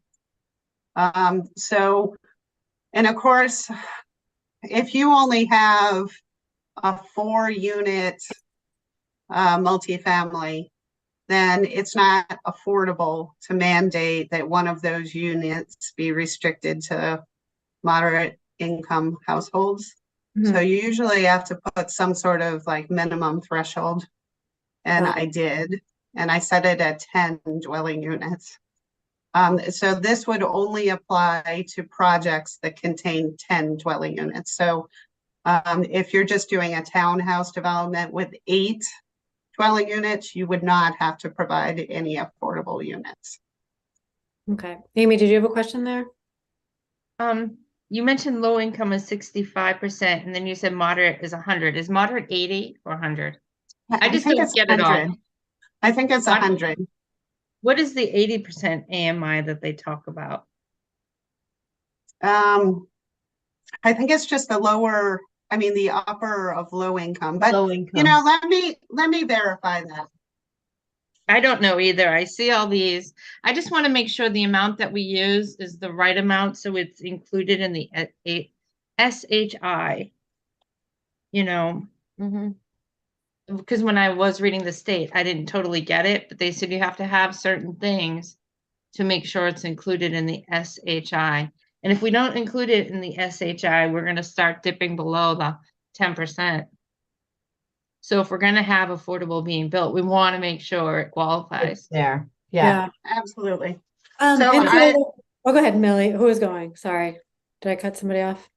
I was just going to say, for the project we just looked at, I mean, that's like 1 unit per building primarily. He had like 9 or 10. So that's not too bad, but he didn't seem psyched about it overall. So I'd be curious to know, you know, you mentioned this to him. I don't know if you have a subsequent conversation, but I'd want to know, like, is that truly something that I'd hate to find out at the end if we pick Hudson that they say, well, the affordable thing knocks it out. We don't want to do it.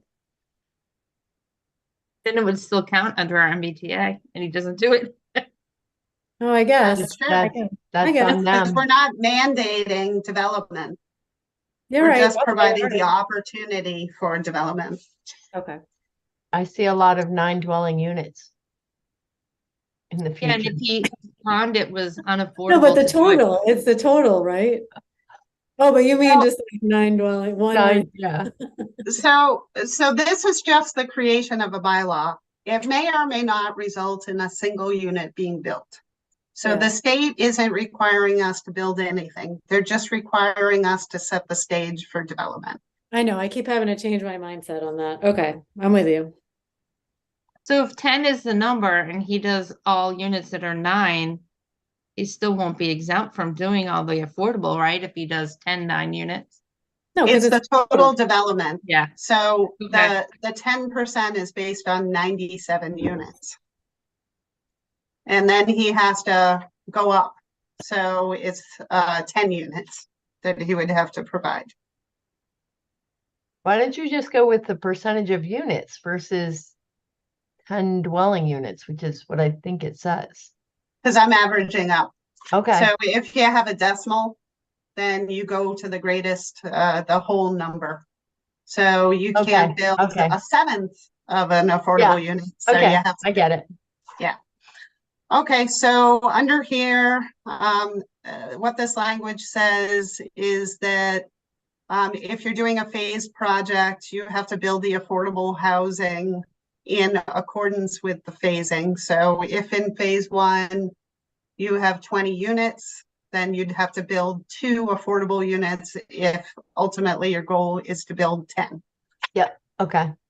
And then the affordable units have to be interspersed throughout the development, and they shouldn't be distinguishable from the market rate units. So nobody will know that that's an affordable unit. Mm-hmm. And they all have the same access to all the same amenities as everybody else. Okay, so now we get into the design standards. So this is the stuff that they have to do. So it's not something that's discretionary. So design guidelines are discretionary. So they could decide to comply with design guidelines or not. It's just guidelines. It just says, this is what we would like to do. If you don't want to do them, then that's okay, but we'd be sad. But design standards are mandated. So they don't have the choice. They can submit a written waiver request, but then that's up to you whether you want to grant the waiver or not. So that's totally discretionary and up to you. So I put in certain design standards for the buildings. So what this says is, of course, the front facade of the building should be oriented toward the public street. But if you have a project like the Hudson Street project that was presented this evening, so you have buildings that are located behind the ones that are on the frontage, then those buildings would be situated among the driveway. So they would face the driveway instead of the street.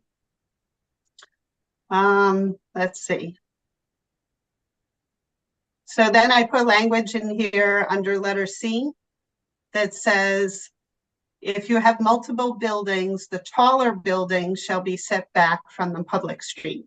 So what this says is that the massing, so the height and the architecture of the buildings that are along the public street have to take cues from the buildings that are on either side or have some sort of visual relationship to those buildings. So if you think of the project tonight, they took some architectural cues from that multifamily building, the 5-unit building that's located next door.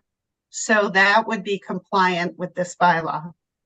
So the size of those buildings, so those were 9-unit buildings, but they were of a similar scale to the building next door, the 5-unit.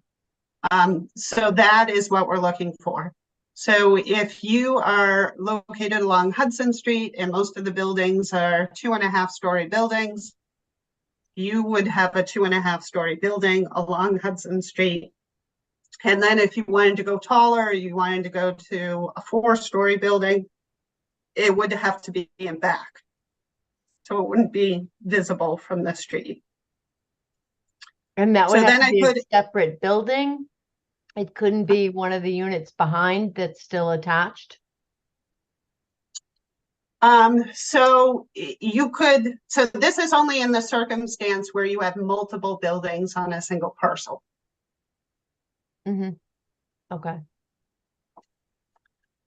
So then we get back into the New England architecture materials. This is from the design guidelines. So this would be a must. It's no longer a guideline.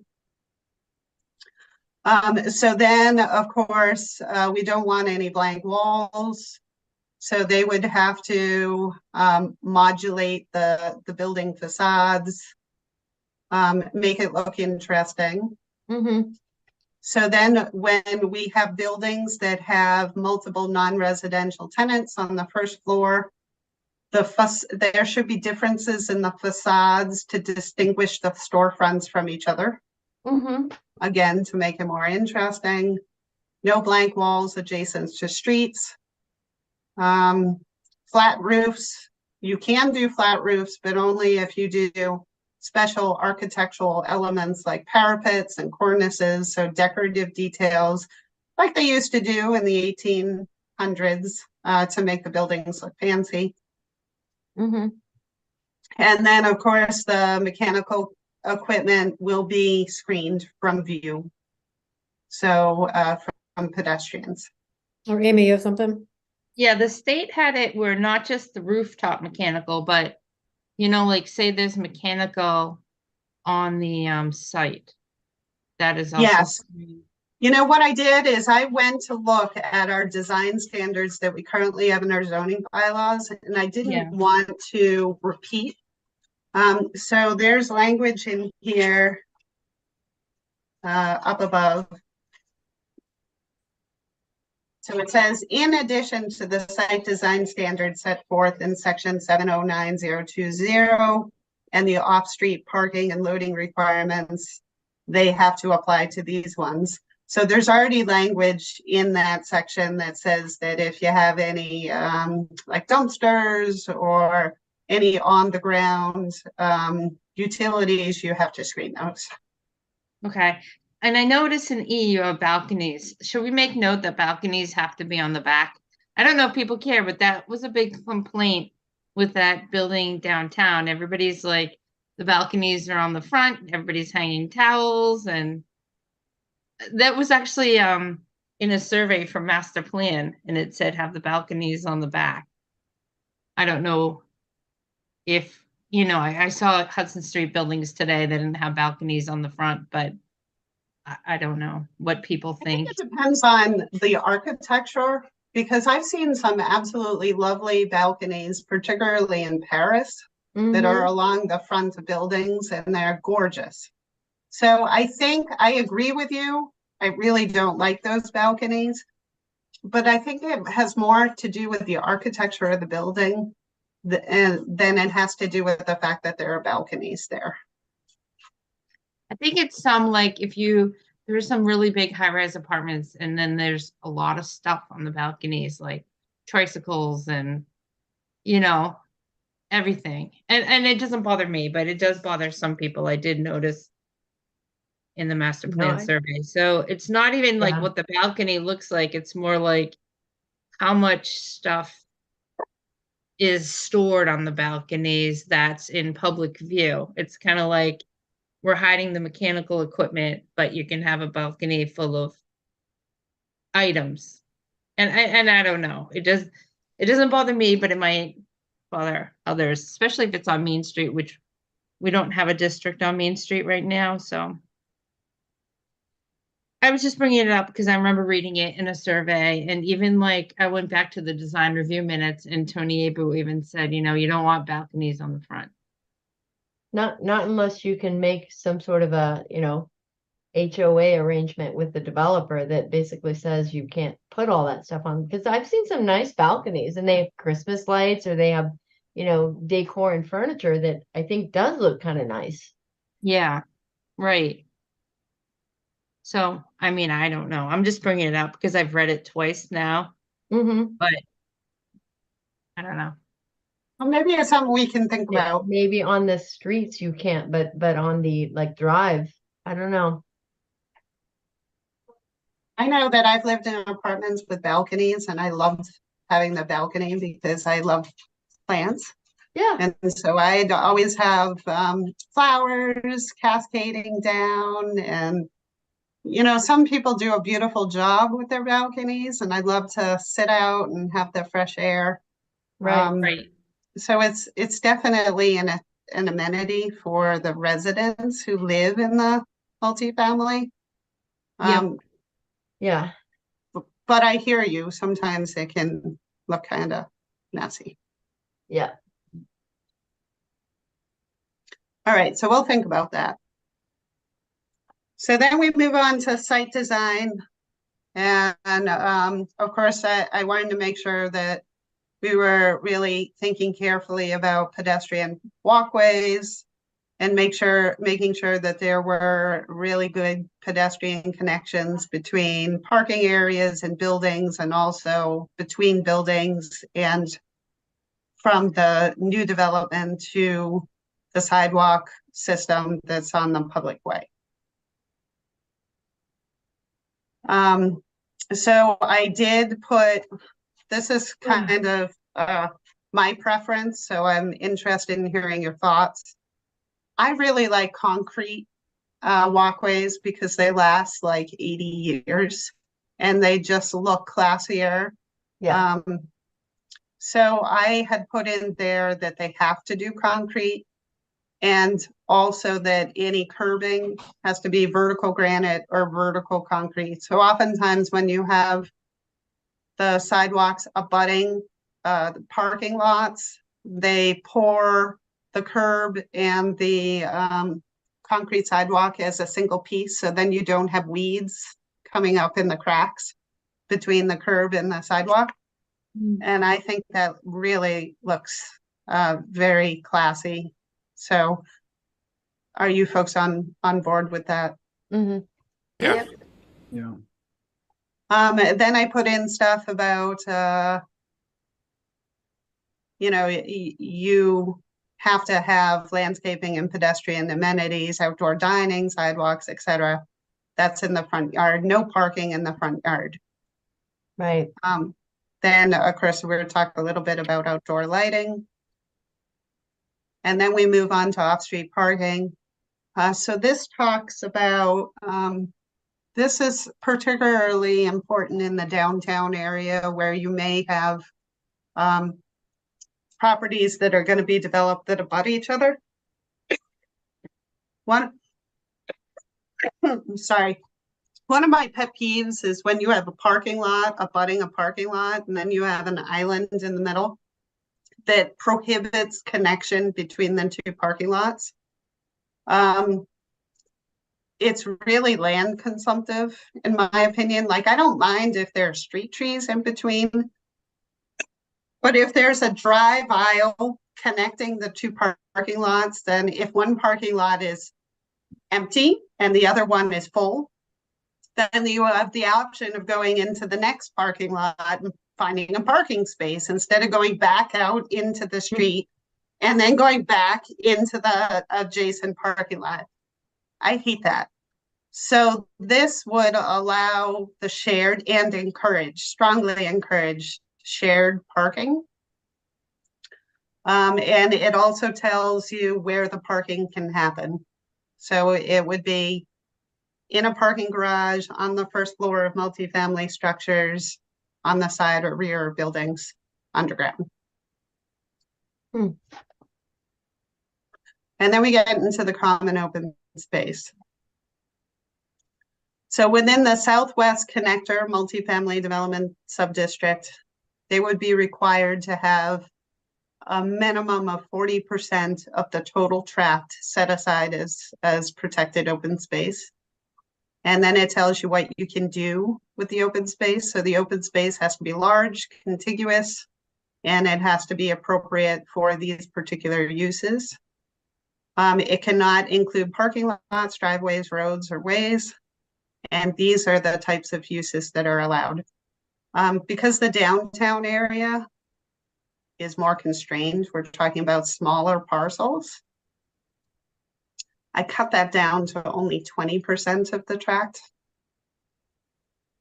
I just thought that that was more doable and still enabling you to achieve the 15 units per acre. So if you have a large MDOD project within the downtown area, you can do these outdoor amenities. So you'd be encouraged to do these.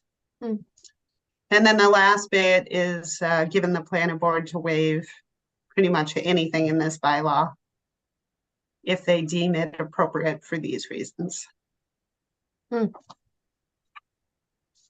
So questions or thoughts, changes? I just have one quick question. So the open space, right? So if they can't build anything on it because we're requiring 40% of open space, does that remove it from developable? Because the whole point of this is to create housing, not to create open space. Yeah, so we would have to go through that calculation. So I have not gone through that Excel spreadsheet. So it is possible that we might have to modify that down. When I go through that Excel spreadsheet, I didn't want to go through that. I didn't know what you folks would think of this bylaw. Yeah. And also we haven't settled on specific locations. Right. So I can't really do that analysis until I know the locations that we're talking about. Okay. Yep. Good question, Bill. And then can't we sometimes make concessions like if so say open space we can't mandate because it cuts into what would be developable, but we make it an option, and if they opt to create that open space, they get whatever. I don't know, maybe I guess density isn't a carrot here, but there's something they could get in exchange. So maybe we could be creative in that way, or not necessarily with this bylaw. Well, you know, another option too is they could get the increased height. So right now we're incentivizing the mixed use with the increased height. So we could also incentivize open space with the increased height. Yeah, so maybe if it comes down to it, I mean, I don't know if it will or won't, but it's a good question, Bill. And if it does come down to it, maybe we still get open space without dinging our how much we need to come up to the table. Right. Doesn't the waiver sort of cover that with under site design if we need to waive it? Or does that not cover that? You can waive anything in this bylaw. Okay, so maybe if it comes to but wait, we need to come to the table with the developable land, and if open space cuts into that, does that might ding us. You know, I could also, you know, if you guys decide to go with the Southwest connector, then I can do that analysis and then I'll be able to tell, because there is some amount of wetlands on that property. So then we could see whether you can get to the 40%, and if you can't, then we could decrease that down to maybe 35% or 30 or whatever amount is appropriate. Okay. I think the important thing is we want to make sure that we get some amenities. And I know, like with the Trammell Crow, they intend to provide amenities. So a lot of places provide dog parks and, you know, grill areas and just open space areas. So that's part of their goal anyway. I just wanted to make sure that we get a little bit of open space with every single development project. So did you tell us if we picked a downtown property that we're eligible for downtown grants? Like, was that a carrot for us? I can't recall. Yes, yes. So there is money that goes along with this MBTA zoning. So we will have the benefit of, like, for example, I'll tell you a perfect example. I was able to get a MassWorks grant for my phase 2 downtown revitalization project of $1.2 million because the planning board approved a 47 unit garden style apartment building 1 block over. And so in order to be really eligible for a MassWorks grant, you need to have a development partner. So you need to have like a private partner. You need to demonstrate that somebody is interested in investing in your downtown in order to get that money. So that was huge because the total cost of the project was like 2.5 million. So they paid almost half. So if we picked option 1 that had the Avalon and ball fields, we would not be eligible for those grants. Correct. Okay. So like, I wouldn't be able to get a mass development grant, no, because I don't have a development partner. Okay. But Hudson Street is close enough, it would count. Yes, because actually on my phase 2 downtown revitalization project, it was one and a half blocks set back from the scope of work for phase 2. So the way I justified it is I said that those people who live in that development complex are going to be walking to the town hall. They're going to be walking to the library. They're going to be walking to, you know, these churches that were within the scope of the phase 2 project. And there were a number of like commercial uses as well. And the senior center.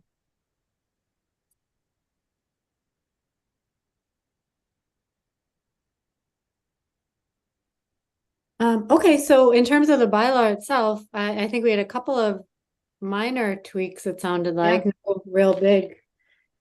Anything else you want to address about this? No, you've done a lot of work, Lori. Yeah, Thank this you. is a lot It's of been work. amazing. I Good. don't need more to I'm know. glad you like it. I It don't was a know. lot of work, but it was fun to write. And, you know, I was trying to think of things that would appeal to you folks and also blend with the downtown revitalization plan that Winston and Sampson's finishing. So I think it's very, very carefully thought out. So I appreciate it. I mean, it's not long enough. We usually like a nice 10-page bylaw. Don't, Amy can add, I'm sure. Yeah, I'm sure we'll be adding over the next few years. So okay, so Amy, of course, is going to send me her changes. So maybe if you folks can think of something over the next couple of weeks that you want me to modify, I'd be happy to incorporate those. And then we do actually, believe it or not, have 2 applications for our next meeting on December 5th. So one of which is the dog park project.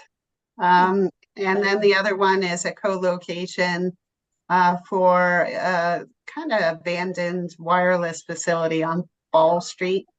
So we've got those 2 issues, as well as a modification of the phasing plan for 200 Bartlett Street on our agenda for the next meeting. So I don't know if you want me to put bylaw discussion on that agenda or whether Well, just you like do. worst case, we don't get to it, but at least it's there. Mhm. And then, Okay. I mean, I don't know if we've settled on the exact properties here. It sounds like we're debating back and forth, but maybe that's something we revisit. Or have we heard anything from Harvey? Like any buzz of anything going on there that they'd be interested in anything, or we have no idea? Well, they're located in Texas. Okay. So the property owners. So I have not spoken directly to them. So I did speak with the Harvey family, who previously owned the property and sold it to this outfit in Texas. And they were going to, so it was to invite them to come to our community outreach meetings for the downtown revitalization. And I know he came to one, so I have his contact information, but he's kind of a conduit. So I haven't actually spoken to the property owners themselves. So yeah, right now I don't have definitive interest. Okay. All right. Yeah, so we may as well put it on the agenda just in case. And by the way, I got an email earlier. 200 thought they were on the agenda tonight for some reason. I don't know what happened. Did something happen there? Yeah, that's the one that's going to be on December 5th. So they reached out to me in early October. And then we had a couple of meeting cancellations, and their appointment got lost on one of the canceled agendas and didn't get conveyed into the new agenda. So that was an oversight on our part. Oh, okay. All right. They seemed upset. Yeah. Lori, did you send us this in email format? I did. I think I sent it to you a week ago, Tuesday, but I'd be happy to resend it to you. Yeah, I'm not sure that I got that piece of it. I mean,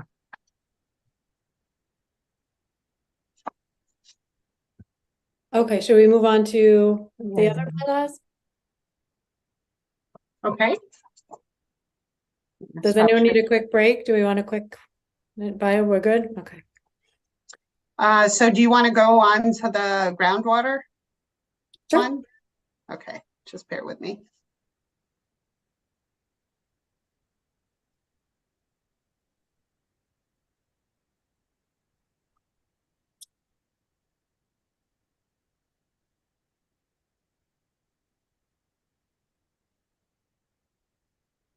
So I did sit down with Fred to talk about the changes to groundwater. And he did ask me to make some wording changes, which I did. And I emailed those to him, but he did not yet send me his letter saying he's good with it. So he will be in tomorrow. So I'm hoping to pry that from him tomorrow. Okay, so now I'm gonna share my screen again. And I noticed when I proofread earlier today that some of my narratives did not have complete sentences. So I'm sorry about that. I thought I finished my rationale, but I clearly did not. So pardon that. So the first one has to do with the rezoning of the industrial district off Southwest Connector. So we talked about this before. I'm sorry about the dog. Okay. So I haven't yet prepared that map. So that is the entire industrial district. This proposal would rezone it from industry to highway business. So this is the southwest cutoff area only. I did reach out to the owner of the gravel pit, but unfortunately we haven't been able to connect yet. I just wanted to give him the heads up and get his take on whether this will be a welcome change or whether it won't. Okay. In the commercial self-storage, we just did that one a couple years ago, so. Yeah, so they would be grandfathered. That is not currently an allowed use in the highway business district. So those are the only two uses that would be problematic.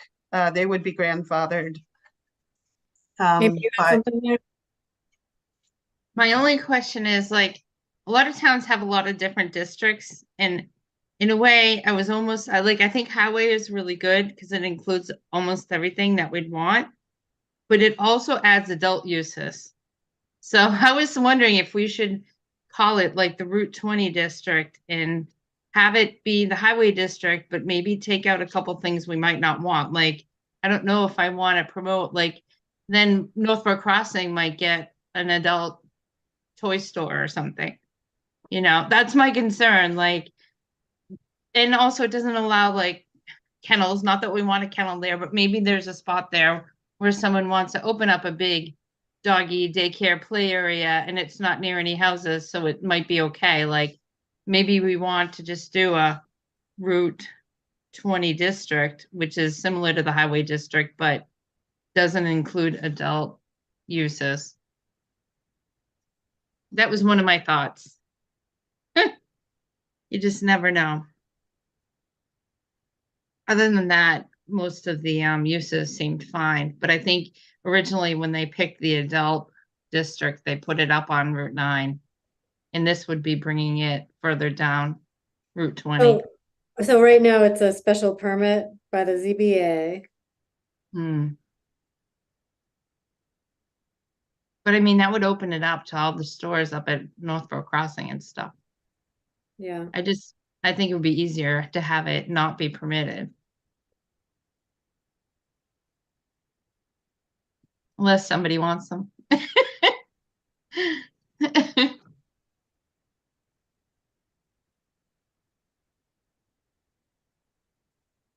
I'm open to that.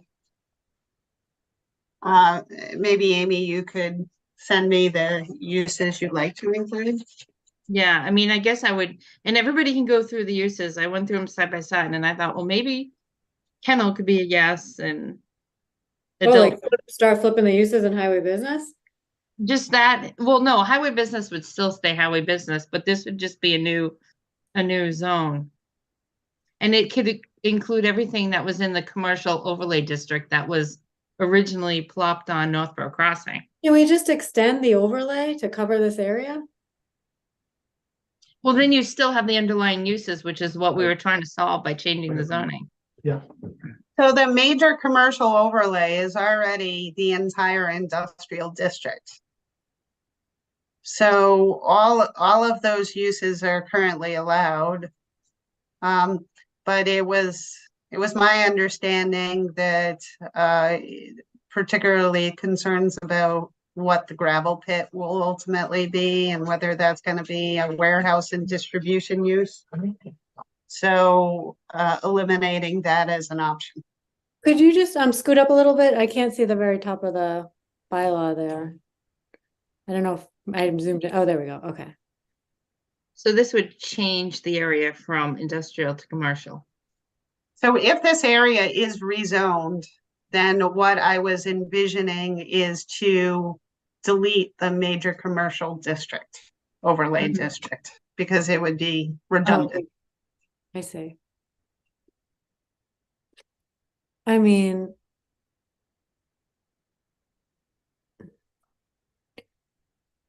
could we just flip that use to a no? I think you have to have it somewhere, don't you, Lori? You do. So that wouldn't be allowed because then it would put it as a no on the highway business.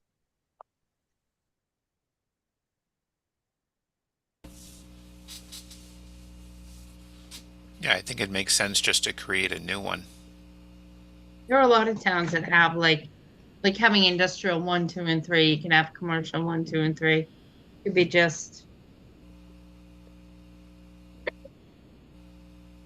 Well, we talked, I don't want to complicate it, but we talked about the possibility of a hospitality overlay. Maybe that's too limited in scope. Well, it can't be an overlay. Oh, because it already has an overlay? Yeah. No, because we're trying to change it from industrial. And if you do an overlay, you still have the underlying. Oh, you're zone. right. Yep. But what if we add hospitality to the new one? Yep. Yeah, for sure. I was just thinking, yeah, that's. Yeah, I think the highway business already allows a whole host of hospitality uses. Right. So it's pretty much the zoning that Northborough Crossing has.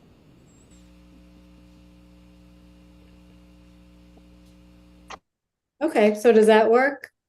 You call it the Southwest Cutoff District or whatever Laurie wants to call it. Whatever we decide. You know, we have business south, highway business. This would be like Southwest Cutoff business. Or highway business east? Is that east? Actually, There we could do it. Highway business east. isn't it actually west? I think it'd be that's west. south. Don't ask me. Oh, yeah, you're right. West or south. Yeah, either Highway southwest. business is southwest, Oh, that makes sense. which huh? would make sense for Southwest Cutoff. So maybe Yeah. highway business southwest, and we'd know where it was. Because whatever it's the Southwest case. Cutoff, Makes sense to me. Okay. and just Okay. take out the adult uses, and then if anybody wants to flip anything else to a yes. Well, it's basically just a Northborough Crossing uses, same uses applied, right? Is that what we're saying? Yeah. We can go down and check and see if there's anything else. Other car dealership. Yeah. Well, why don't Amy, you send me what you think, and then I'll write it up, and then we can discuss it next time.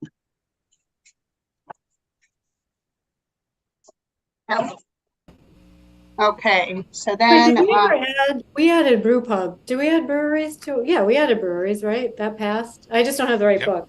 So that's probably not in the Northborough Crossing version because they didn't exist at the time that was written. So like things Right. like yeah, brewery is a prohibited use in highway business.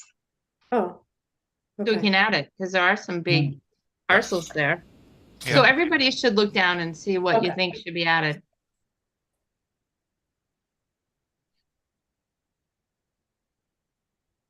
Highway Business Southwest. I'm already Okay. using it. I think it's good. Okay, let's move on to groundwater.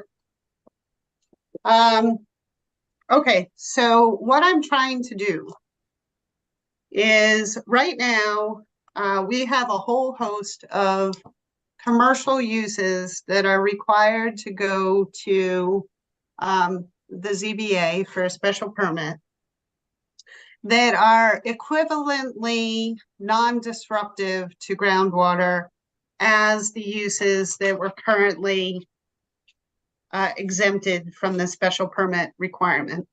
So right now, retail, shopping, business, or professional office are exempted from getting the special permit in the Area 3, but personal service is not exempted.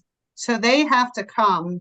So if you're doing, you know, a spa or a hair salon, you have to come to the ZBA, and all of these uses get approved without any issue.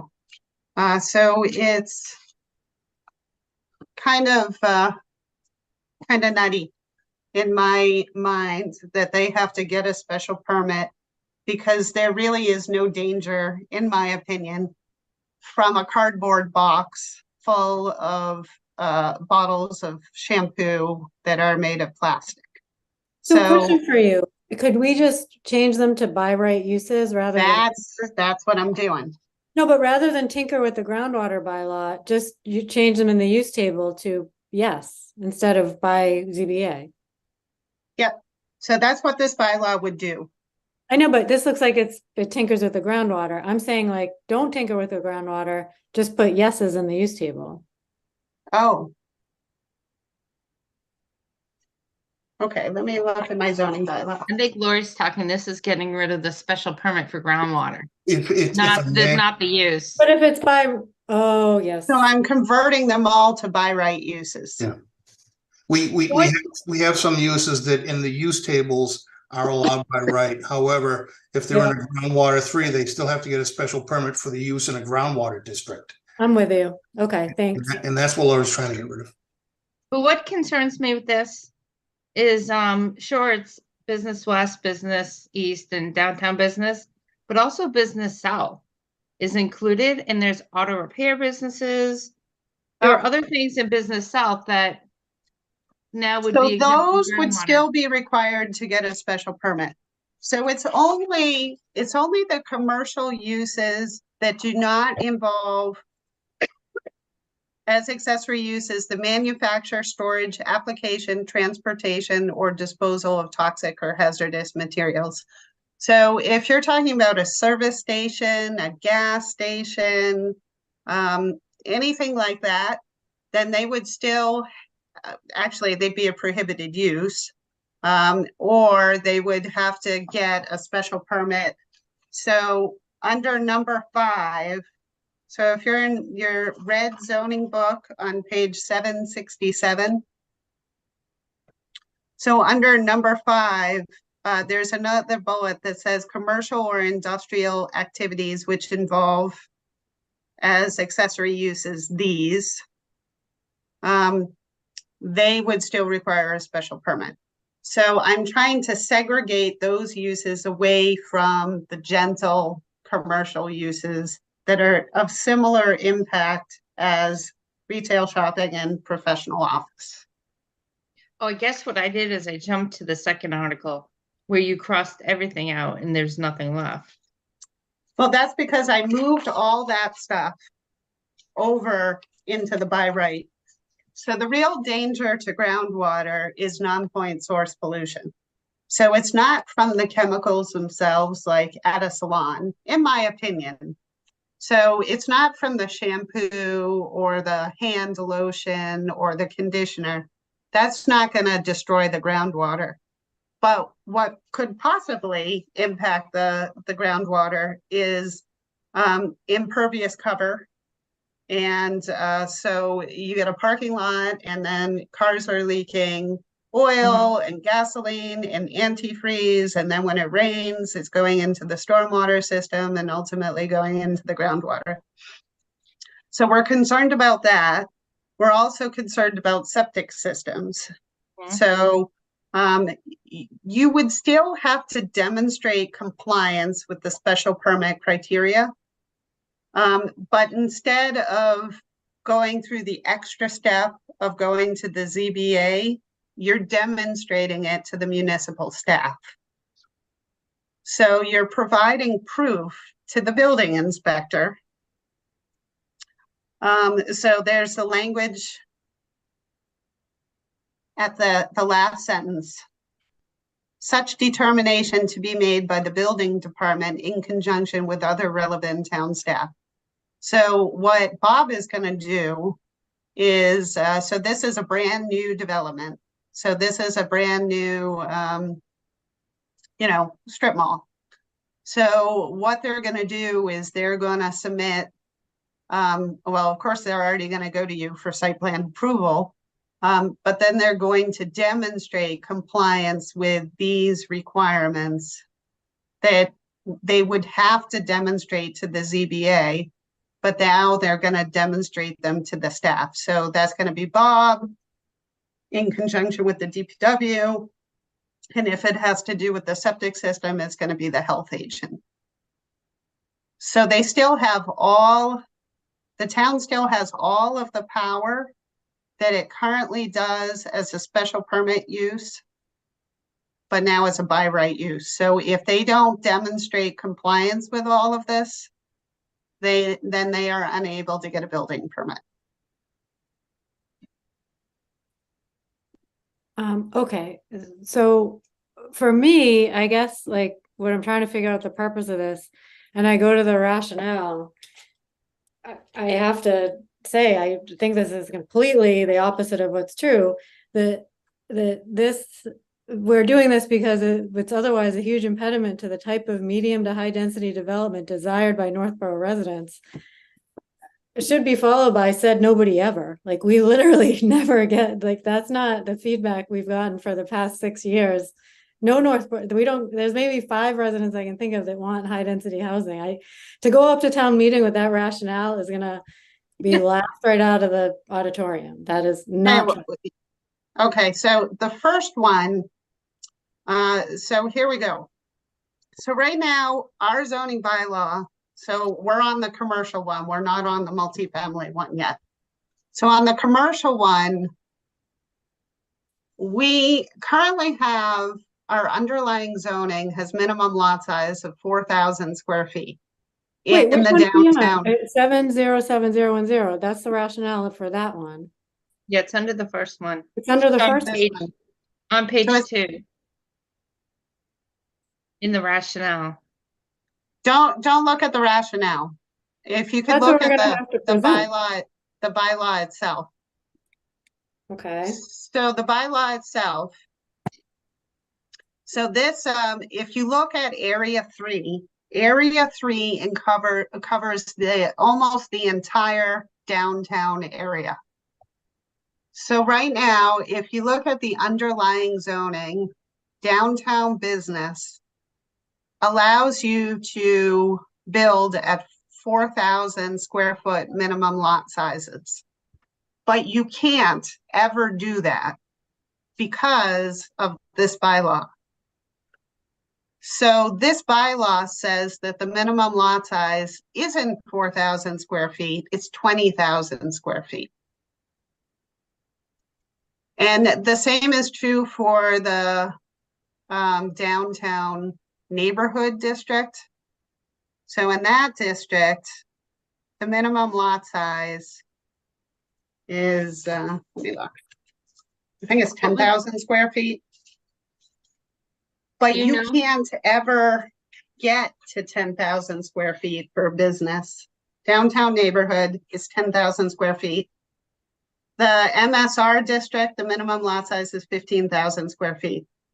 But all of these minimum lot sizes are fake because of this groundwater protection overlay district, which requires you to have a minimum lot size of 20,000 square feet. So that's why you have the sprawling downtown that you currently have. Those minimum lot sizes are gigantic for a downtown But area. where, like, what's an example of what you view as a sprawling area? Because I'm trying to think of like what's sprawling downtown, and is there an example of what's sprawling down there? So what I consider sprawling is pretty much where you have, you don't have buildings abutting each other. I know, So but you like, have what specifically? driveways in between buildings and parking lots. So are we talking like the coffee shop and the bank? Because that doesn't seem like a sprawling, like, it's not like we have a So mile. I'm talking about the white building and the bank. So the white building that is currently unoccupied, there's going to be a dentist office, I believe, or a chiropractor office. It's 25 West Main Street. And then the Bank of America building, in my opinion, that's very sprawling. That's not Is the coffee typical of a shop in between that? downtown. Huh? Is the coffee shop in between that? Those The buildings coffee aren't shop's on the adjacent. other side of that Oh, white I'm on the building. wrong side then. I guess I'm not picturing the same thing. That was probably because the lot sizes were made so small. Like, if someone bought 2 lots, they could have built one building because there's no setbacks. Like, but I don't think it had to do with groundwater as much as it had to do with our lot sizes. And people were buying all these random lots. We had so many different owners. So right now in Millbury's downtown district, so it's a very compact downtown. There's no minimum lot size, no front setback, no side setback, and no rear setback. You can cover the entirety of a parcel with parking, and then you can rely on the on-street parking for your parking requirement, as well as municipal parking lot. So if the idea is to create a more classic downtown, then that's what you want. You want really small minimum lot sizes, and you don't want setback requirements because you want those buildings to be able to get as close as possible to each other. So you don't have these big gaps. So the big gaps are what's uninteresting to pedestrians. Pedestrians don't like walking across driveways and parking lots. Okay, know, so they just say we did something and now we have that example of the White House and the bank. Nothing could even be jammed in there. We'd still have that because it's not like there's a lot there to jam in now. It's still the same problem. no, if you don't have a minimum lot size of 20,000 square feet, then you could build those buildings adjacent to each other. So you demolish the Bank of America building, you could build a new building, and you could build possibly 2 buildings and butt them up against each other. So you could have like a building that reaches across all of that frontage. So say your frontage, I'm going to pull it out of the air. Say your frontage is 75 feet wide. You could do a 75-foot wide building. But you mentioned like if there were no setbacks, no nothing, you could cover the entire parcel with parking. Nobody here would want that. Like, I think we want trees and. So we have in our parking requirements, you have the requirement to provide open space. So, you have to provide landscaping as part of off-street parking. And right now we have a 6-foot setback, front yard setback in this district. So that's also a landscaped area. But in your downtown, typically what you see is you have pocket parks, but you don't have, if you have large expanses of open space on every single parcel, then you have a sprawly downtown. You don't have a compact downtown. So if Right. you look at Hudson, a lot of those storefronts consist of building, and that's it. Or building, and there might be some off-street parking. Well, I think the immediate issue we have is we don't have any, other parking than the parking lots around the buildings. Hudson, you do have additional parking and you've got street parking. We don't have any of that in Northborough. So then what do you do? So the idea is to do parking differently. So I know you folks haven't seen the downtown revitalization report because we've been working on these drafts. But in that report, there are recommendations to create municipal parking. So that would alleviate the need for every single property owner to do off-street parking. And then there's also a desire to maybe make some of the streets one way so that you can do on-street parking, not on Route 20, but on some of these little side streets. So that way we can kind of get away from the current configuration where everybody needs to have their own parking lot, and then you can never get from one parking lot to the other. So that's one of the disincentives to the current downtown. So if I park at CVS, well, I'm not going to leave my car there and then cross Route 20 to go to the coffee shop because I'm going to be afraid that CVS is going to tow my car. So now I had to go to CVS. Well, instead of going to that cute little coffee shop across the street, I'm going to get in my car and I'm going to go to Dunkin' Donuts and I'm going to go through the drive-thru. So the current configuration of the parking lots is dissuading people from walking between uses. So a municipal parking lot would help alleviate that because you can park your car there. You feel safe that you're not going to be ticketed or towed. And then you can walk between multiple uses.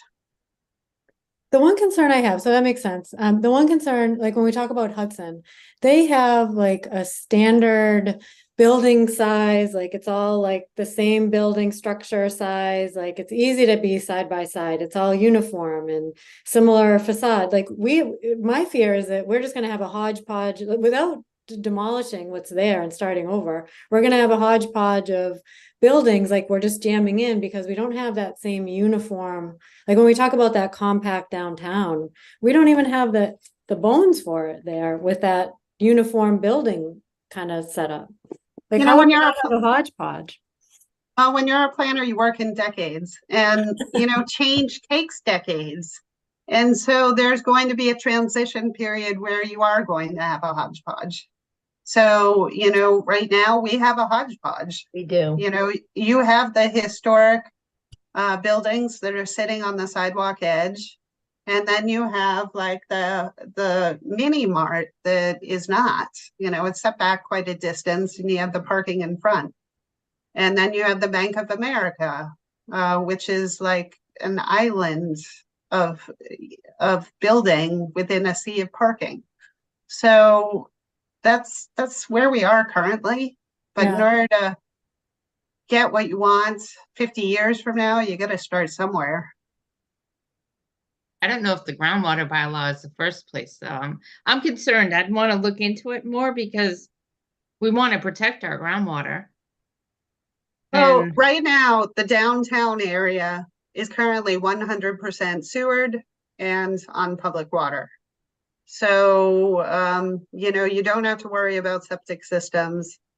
There is going to be a problem with a portion of the multifamily if you end up putting at the MBTA here, because you may have a portion of the properties that are within the groundwater overlay, and then you're not going to be able to adhere to the minimum lot size requirement because of that. But, it's food for thought. So like I said, the biggest danger is non-point source pollution. And this ties this takes care of the non-point source pollution by still requiring compliance with those standards. So right now, the staff is really doing all of the investigation for these uses anyway, and reporting. So right now, you know, the DPW, so the assistant DPW director, is going through all of those MS-DS sheets on shampoos and creams, face creams, and you know, hand lotions, and providing letters to the ZBA that says, yeah, there's no risk here.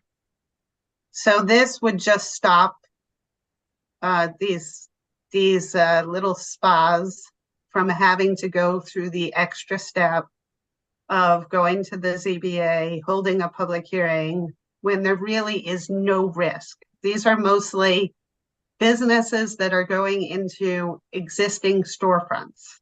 Mhm. So, you know, we're not changing impervious surface or anything. Amy, you have something there? Yeah, to me, this is like all commercial, not just downtown. So what if you didn't have to have the 20,000, it seems like you're taking out the 20,000 square feet in area lot size. What if they don't have to meet 20,000 square feet in lot size if they're on sewer? So then if you're not on sewer, then you still have to follow the groundwater bylaw. But if you're on sewer, then you don't have to meet the 20,000 square feet. Aren't they? Didn't you say they're all on sewer? So the Well, only this includes districts, all districts. so the only districts that have less than 20,000 square feet are the general residential districts, the MSR districts, the downtown neighborhood, and the downtown business. So 3 of those districts are in the downtown. So the only other one is the general residence. And let me look. So you're saying down in Business West, there's no lot size smaller than 20,000 square feet? I mean, The you might be minimum lot right. size is 20,000 square feet. I have no idea. Yeah. So when we're talking about commercial, the minimum lot sizes are already 20,000 square feet in all of those districts. So highway business is 40,000, industry it's 60,000, business south is 40. So it's really only the downtown business that we're talking about. Yeah, I mean, I wouldn't mind seeing a copy of the downtown revitalization plan. If we're saying that's our logic, I'd like to at least see a copy of it. So our meeting is on Thursday, so Oh, hopefully it's on not Friday. Thursday, the MPIC will tell me that it's good for prime time Oh, okay. and that we can release it. So I can't release it until that point. That's fine. I haven't read it until tomorrow. Too much for tonight. I know. I'm like, I haven't looked read at the it. latest one yet either.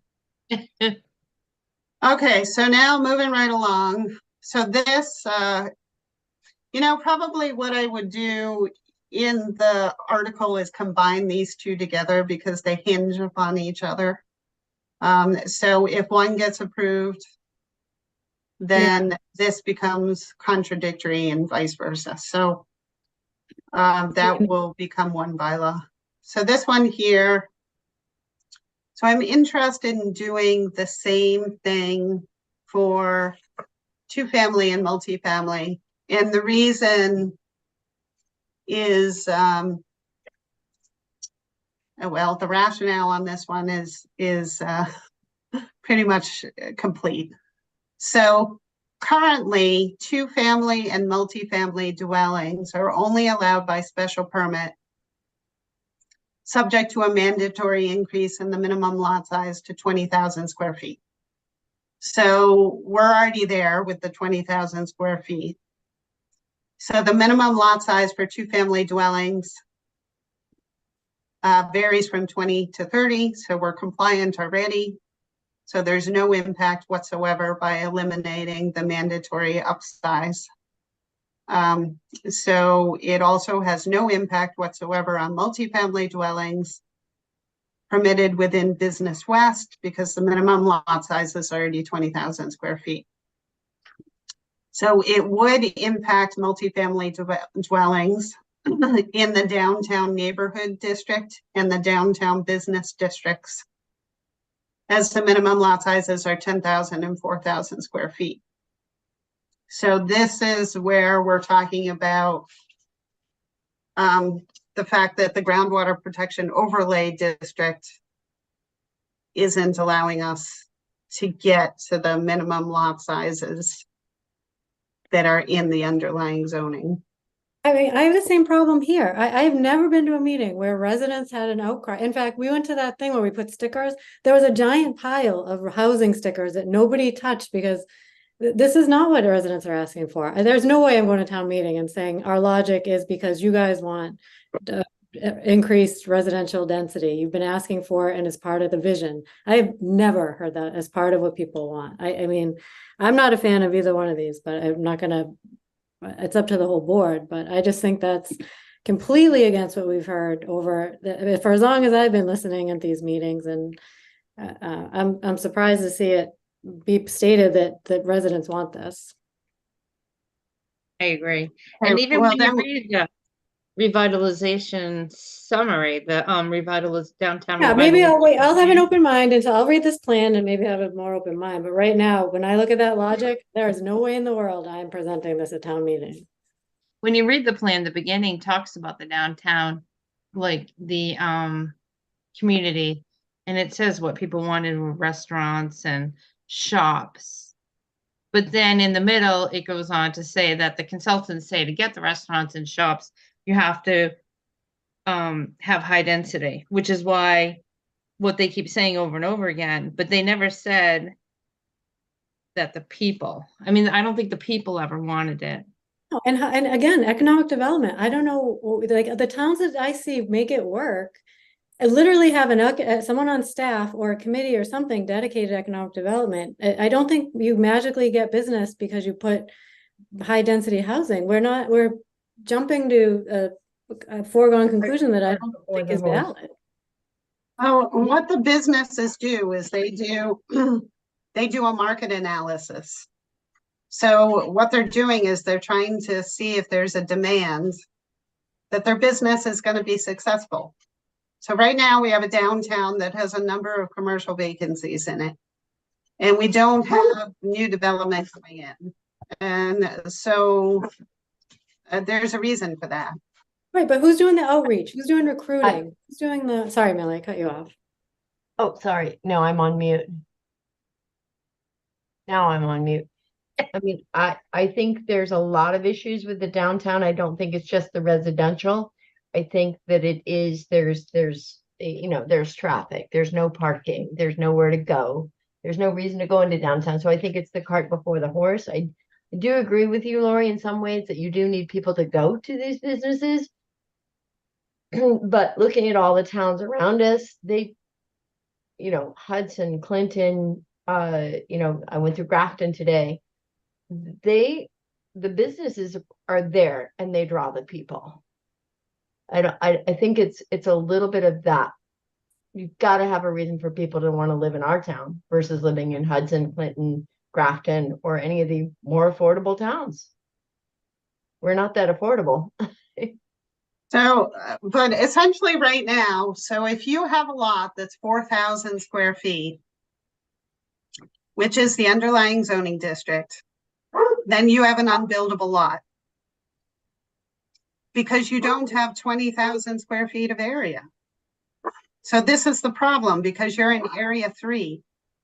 So the minimum lot size is 20,000 square feet. You only have 4,000 square feet. So you're compliant with the underlying district, but not the overlay. So then they have to go to the ZBA to get a dimensional variance because they don't meet the minimum lot size requirements. So there are a number of parcels in the downtown that are not compliant with the 20,000 square feet, but they are compliant with the underlying zoning. But probably not GR and MSR, it wouldn't be as needed because those are all built out. Like, I don't think there's any open space left in GR and MSR to even build. That's what I was wondering is what are the parcels? Just out of curiosity. So what I'm talking about mostly is the downtown business and the downtown neighborhood. So probably your own part. I mean, Yes. you own a couple of parcels. Yeah, Are they 20,000 square feet? depends on which ones. Yeah. I don't know that I don't believe. No, I'm not sure they are, So you're going to have an issue. unless I combine them. I mean, Carrie, to your point, you're right that we haven't heard anything about, getting high density housing in here, but what we have heard is to streamline the process, right? Well, that's true. We've heard that time and time again. From what Lori's saying, if we take out the rationale of the housing, right, we're trying to streamline the process by aligning what the groundwater district overlay says to what the zoning says. If the zoning says 4,000, why have a overlay district that says 20? Right? So we're sort of lining things up so that somebody with a 4,000 square foot area or lot can actually build here and not have to go through all sorts of different hoops. The reason was to protect the groundwater. So I'd like You're to see. you're not protecting the groundwater because you're on public water and public sewer anyway. Right. So why And- was 20,000 picked originally? No, what was the Fred answer know? to that? Did we get an answer to that? Why they picked that? Fred must know. He was on it from the It's- beginning. If you can ask him tomorrow. No, actually, this bylaw was adopted before his arrival. I believe it was in the 1970s it was adopted. So they 1984. adopted it. They It was adopted it 1984. before the state adopted Zone 1 and Zone 2 for wellhead protection. So if you go by the state requirements, there's zero protection for Area 3 properties. So the town of Northborough, it has a greater level of protection than the state, which is fine. However, and I applaud it when it comes to non-point source pollution. So that's a significant problem for a lot of our waterways. But in this particular case, where the districts that you are talking about, the commercial properties that are negatively impacted are all on public water and public sewer. So generally you want larger lot sizes when you're talking about septic systems. So that is probably why they chose the 20,000 square feet, because of septic systems. But here we have no septic systems. Oops. And we have a very good, comprehensive stormwater management bylaw that requires them to cleanse and infiltrate any sort of runoff from roofs as well as from parking lots. So we're already addressing that with projects that are an acre or greater in size. And then this bylaw would also require it on smaller parcels that aren't triggered by that stormwater management bylaw. So it requires the limitation, the net runoff. So it requires the infiltration of stormwater. It minimizes, it sets limits on septic systems. So right now, the ZBA is enforcing that. The only difference here is now it'd be staff is enforcing the same exact requirement. And honestly, the staff is the one that's enforcing it today, too. It was Fred though, and now Fred's gone. So who does it now? It's the assistant DPW director, Megan Condon, who does it. And if you did want to, so you can get a dimensional variance if you need one. If the alternate way around this is a dimensional variance. It's a dimensional variance, but it's a supermajority vote, which is really hard to get. So it's 4 out of 5 yes in order to get that dimensional Well, if they're variance. voting against it, then I'd wonder why. If we have that, if we can't get a supermajority, then there's got to be a reason for it. So I guess that's the stop. I hate to open it up with a universal level when there is a way to do it, and maybe we see, like, we keep an eye on what is coming through for those dimensional variances. What are people trying to do? And if we see there's a ton of them, then maybe we say we need it at a universal level. But if it's a random one and we at least have the ZBA to say, okay, this actually doesn't work, works, whatever, then we have. But in the meantime, the developer has moved on to a different town. I mean, does that? You know, a lot of developers aren't interested if they have to get a dimensional variance. Some may, you know, especially if they're close. So maybe they have, you know, 15,000 square feet and they need the 20,000. So they're going to go. But if they have 4,000 square feet, there aren't many that are going to go to the ZBA and ask for 16,000 square foot dimensional variance. So then the lot just sits undeveloped. Do we have any instance of that right now where there's an undeveloped lot that we lost the chance because of a dimensional variance? We had one that was super close. It passed by the skin of its teeth, 4 in favor, 1 opposed.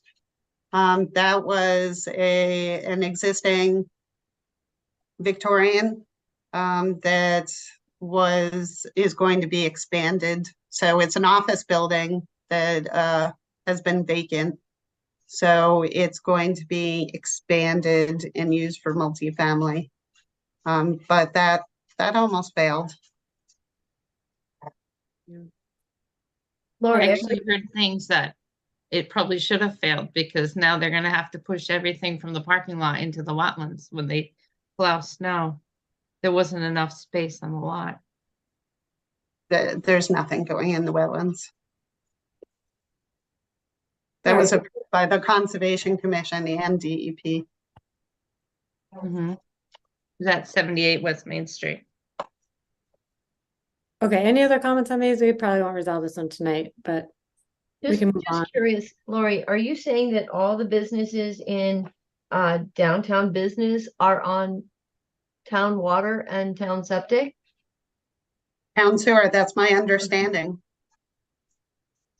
Because I do believe the WCD garage just got hooked up to. Yeah, I mean, they have the water, and the sewer main in front of their buildings. So if they haven't hooked up, they certainly can hook up. Right, but they didn't hook up, so they weren't. So some of the businesses have the option to, but they haven't hooked up. Is that correct?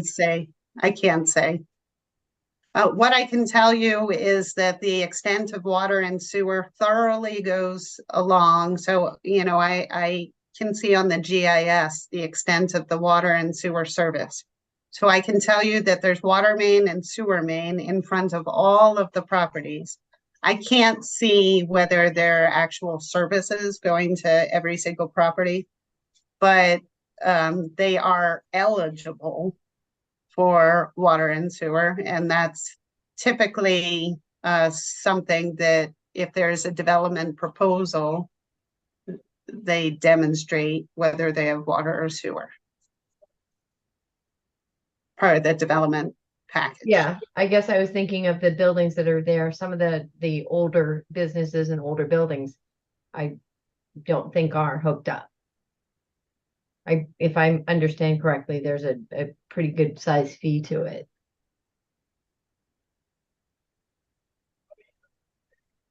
Okay, well, that's a good distinction anyway. All right, why don't we keep it moving? We probably won't solve this one tonight, but we can keep going. All right. So then the last one is Amy's request to expand the outdoor lighting site design standard to include full cutoff, dark sky compliance. It was mainly because we added to all the decisions anyways. Mm-hmm. So if we put in the bylaw, then we don't have to, I'm assuming we won't have to put it on a condition, as a condition on every single application. And it sounds like most of the developers, they do dark sky compliant anyways. The only Right, question Lori? the only question I have on this one is, does this apply to residential as well, or just commercial? Like which It's districts are we anybody, talking about? it's anybody who is triggered by site plan review. Okay, Which wouldn't be a single family house. right. Yep.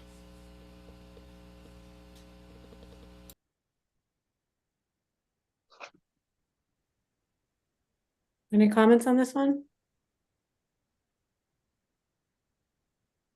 I mean, we ask for it usually anyway. Is this one of those ones we're just making a bylaw that we ask for all the time anyway? Yeah, I'm not Yes. sure that Yeah. I see the necessity. Well, in this case, now we don't have to ask for it. It's just automatic.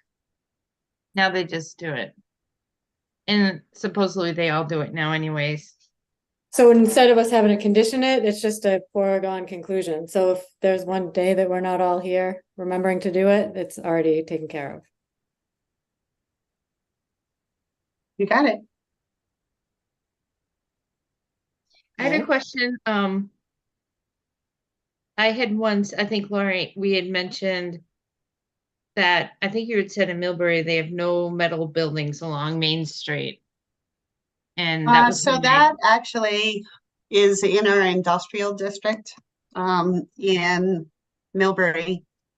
There is a requirement that says that the industrial buildings will not be metal. So they have to be masonry or, there's something else.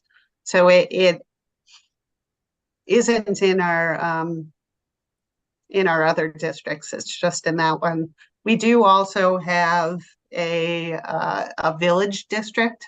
So it's not the downtown. It's another Bremenville village, which is a little mill village.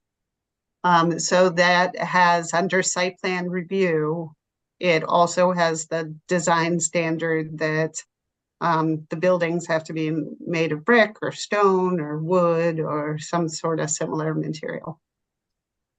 I was wondering if we need a design standard for our, like, just Main Street. It doesn't matter if the buildings are metal in the industrial. But I was wondering about Main Street. I think we talked about it 2 years ago, or when you first started, but we never did it. We talked about it at design review. So then if somebody wanted to put a building up on Main Street, it would have to be something architecturally appropriate for like a Main Street versus industrial. Yep. Oh, you can put metal on Main Street now? I thought it was only industrial. You could use metal. No, you can put it anywhere. I've been in some downtowns and they're like even really small towns and they have buildings and the sides and the back are metal. They're like contractor yards, but then they make the front look really nice. So you would never know because it's on a main street. Oh, so the front facing portion cannot be metal. Right. Well, you could have it, like I was saying, the whole building metal, but you could do it where just the front facing wasn't metal. It depends on, or it would have to be the sides that aren't seen from the Yeah, public well, way.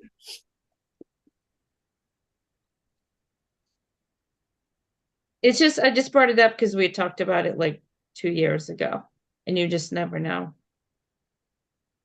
I personally like the not having metal in the Main Street area. I'm not a huge fan of the multiple different types of building material to create a facade and then have something completely different. I don't like that. That's almost some ways worse. Yeah. Yeah. So just the whole building, not metal. Yeah. So would that just be an addition? Like it's the same article, but it would just be whatever. Do we actually have this where it's a easy? No, I didn't write it yet. I didn't know if Lori had Oh. time or if she wanted me to do it. It would probably come under site design. 709 somewhere. Under materials. The bylaw is currently broken up into different districts in the design standards. So there are certain design standards that apply to like downtown business, then, you know, the other business districts, and then the industrial districts. So that's kind of the way it's broken down. Mhm. So that kind of would be easier to continue that. So like So downtown like, for business. example, they have additional standards for business uses. So it applies to downtown business, business east, business west, business south, downtown neighborhood. And then they have, you know, building placement and orientation, signs, lighting, etc. So then they have additional standards in the downtown neighborhood district.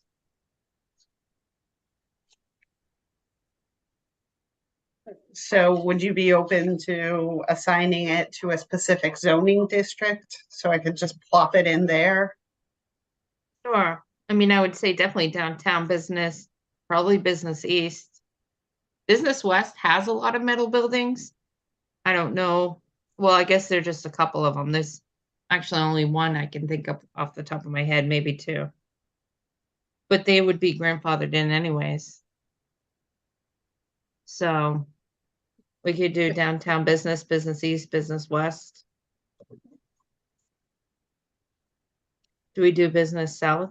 I mean, that's over by Walmart and Otis Street. Mhm.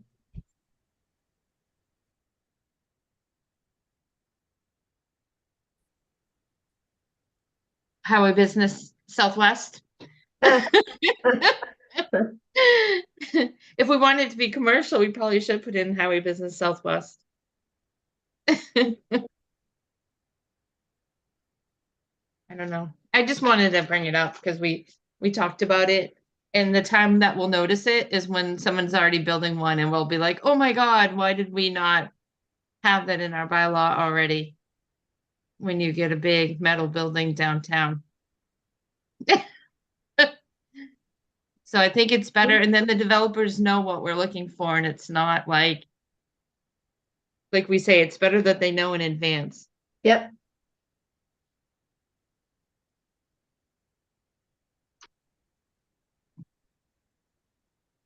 So That's all I have for my bylaws. I don't know if Amy wants to share hers. I have the sign bylaw. I don't know if you guys want me to go through it tonight, or I can go through Lori's comments and Bob's comments when I go in front of design review first and then come back. Or I can go through them now. I actually didn't have time to read yours, Bob. I read Lori's, and then yours came in later, and I didn't read them before the meeting. That's quite understandable. I didn't get a chance to look at them until today. And I actually Yeah. finished writing my comments at about 4:15, so I understand if you haven't gotten to them. Is there anything that you wanted to highlight tonight that you wanted to like just before, you know, I maybe it makes sense to like go through a bulk of design review, but if you have any There's- highlights, or Bob, if you have any highlights, or Laura, Yeah, I've got a couple, and it seems to be kind of recurring, is that, you know, there was a comment about wanting signs over 6 square feet to go to design review. And there was a timing of these applications going through through design review. That really messes up the 30-day requirement for issuing the permit. Okay. And I think design review was looking for up to 45 days.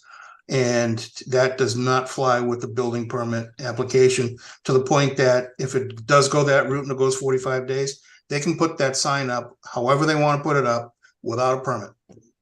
Because if I don't deny it, they can put it up. The other thing is that, you know, the comment wanting to put signs through design review, I can understand that without a problem. The problem is that design review is not relevant in any way unless there is a special permit from a special permit granting authority.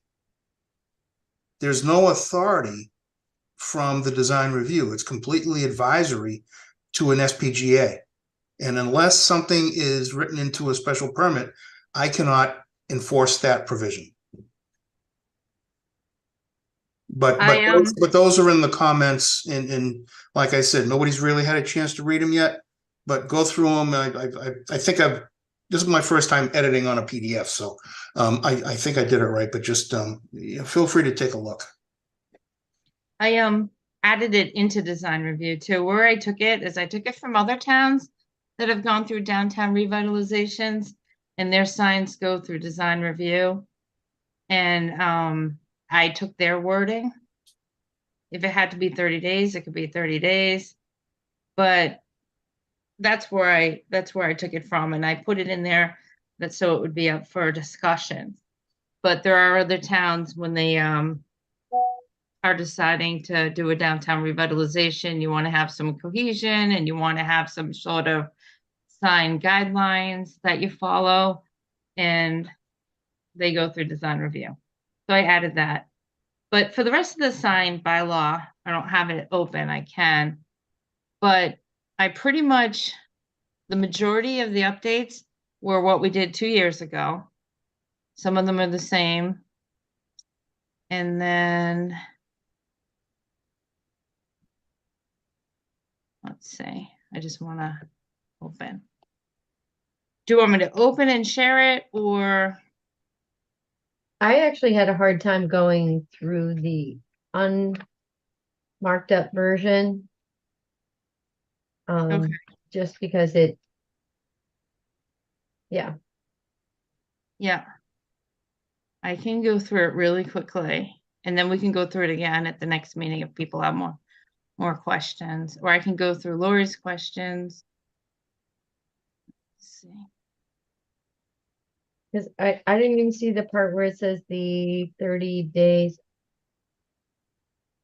Can everybody see what I just shared? Mhm. Yes. Yep. Does it say signs? Yep. Okay. So the very first thing is just, I don't think you need the one there because it's one of the most visible. It's not a number. So that's just a housekeeping thing.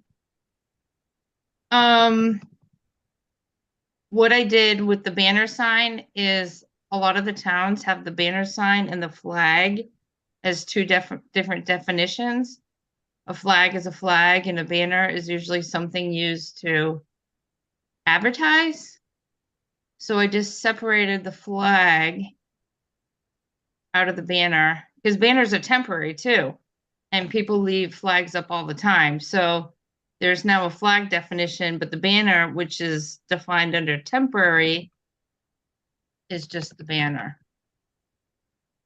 One of the issues that I found is that you, in the definition, you go on to talk about flags of governmental jurisdiction properly displayed shall not be considered as banners.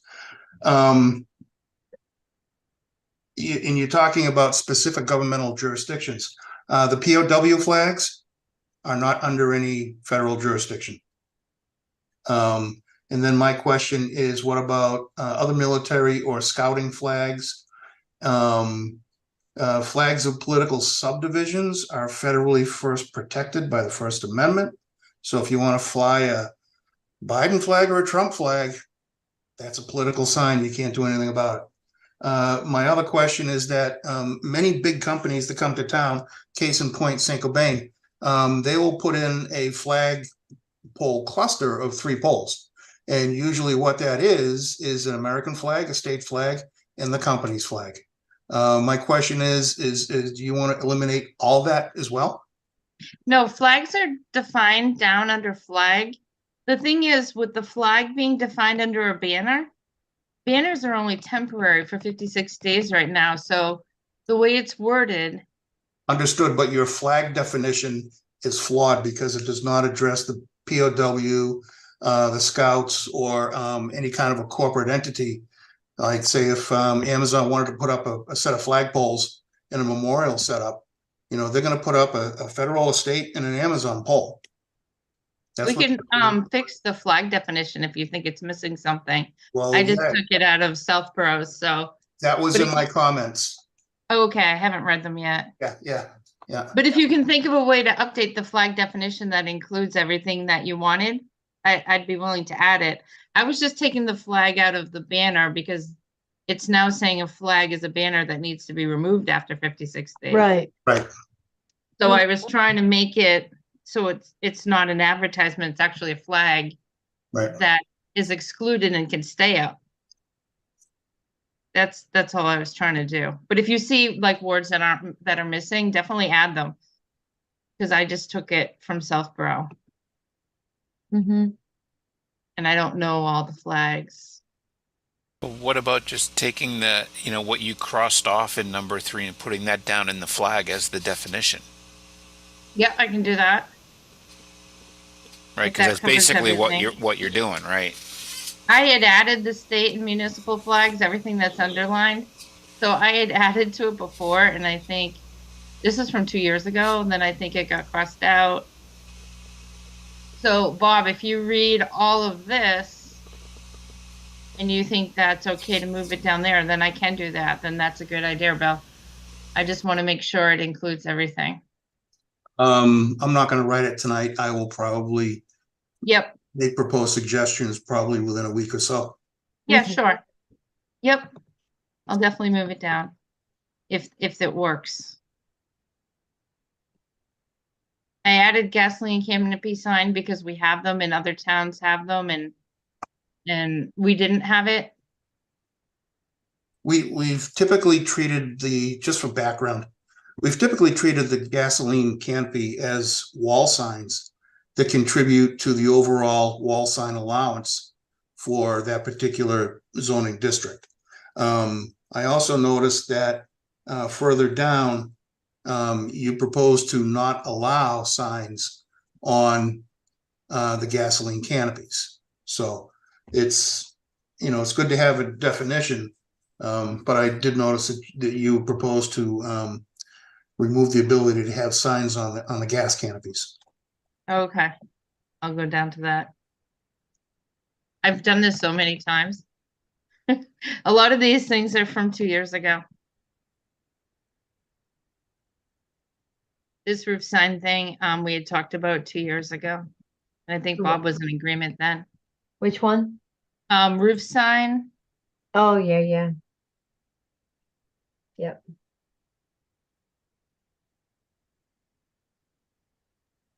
and then these are all just renumbered. Mm-hmm. I think that was part of the roof, not the wall. 37. So we had talked about that in 2022. On This this is one, Oh, you added. I've got a question on this one. You're talking about design review committee. Yep. And proposed signs for compliance within the Northborough Design Review Guidelines. Are there any design review guidelines specifically for signs? No, I was going to do it. That's part of I think it was in my email that we're going to do. I've started it. I shared it with design review a couple times. We had some sign guidelines. Keep in mind, again, design review is advisory and non-enforceable. If somebody comes to me with suggestions, I can't force them to do that. Mm-hmm. Yeah, Okay, so- I'm a little concerned with that as well. We've had issues in the past where, there's been confusion about, well, something was denied, but it wasn't by the planning board or the ZBA. So is it really denied, or is it just them making a recommendation? Right? I would be concerned about, design review saying, well, you have to do this, but not having any enforcement action ability behind it. Well, the only way a design review item can become enforceable is when it becomes part of a special permit. Mm-hmm. As I said before, Right. That's about the only way, mechanically that I could, enforce what is wanted. It also could be included as a standard in the bylaws under 709.020 area, which is design review standards. We could include signs. And then you're rewriting the general bylaws, yeah. Or you're just adding a bylaw, just like we're doing now and all the other bylaws. But everybody in the local area that goes through downtown revitalization has some sort of a you know, some sort of cohesive, you know, they definitely want creativity, but it's more like saying, I'd have to bring up the guidelines because I did that on a different. Let's put it this way. Personally, I would love to see every sign in town look a lot like what Millie did with the restaurant. Yep. That's probably the coolest sign in town. Okay. Right. But I can't make the mobile station do that. I just can't. It's the mechanics are just not there. Right. They don't have a freestanding sign though, do they? Yep. Mobile. Mm-hmm. Oh, Lori, you have your hand up. But you're muted. Yeah, one of my suggestions, so of course, there are signs that are going to be erected in all the various business and industrial districts. And even there are going to be freestanding signs that may be erected as part of single family and multifamily developments.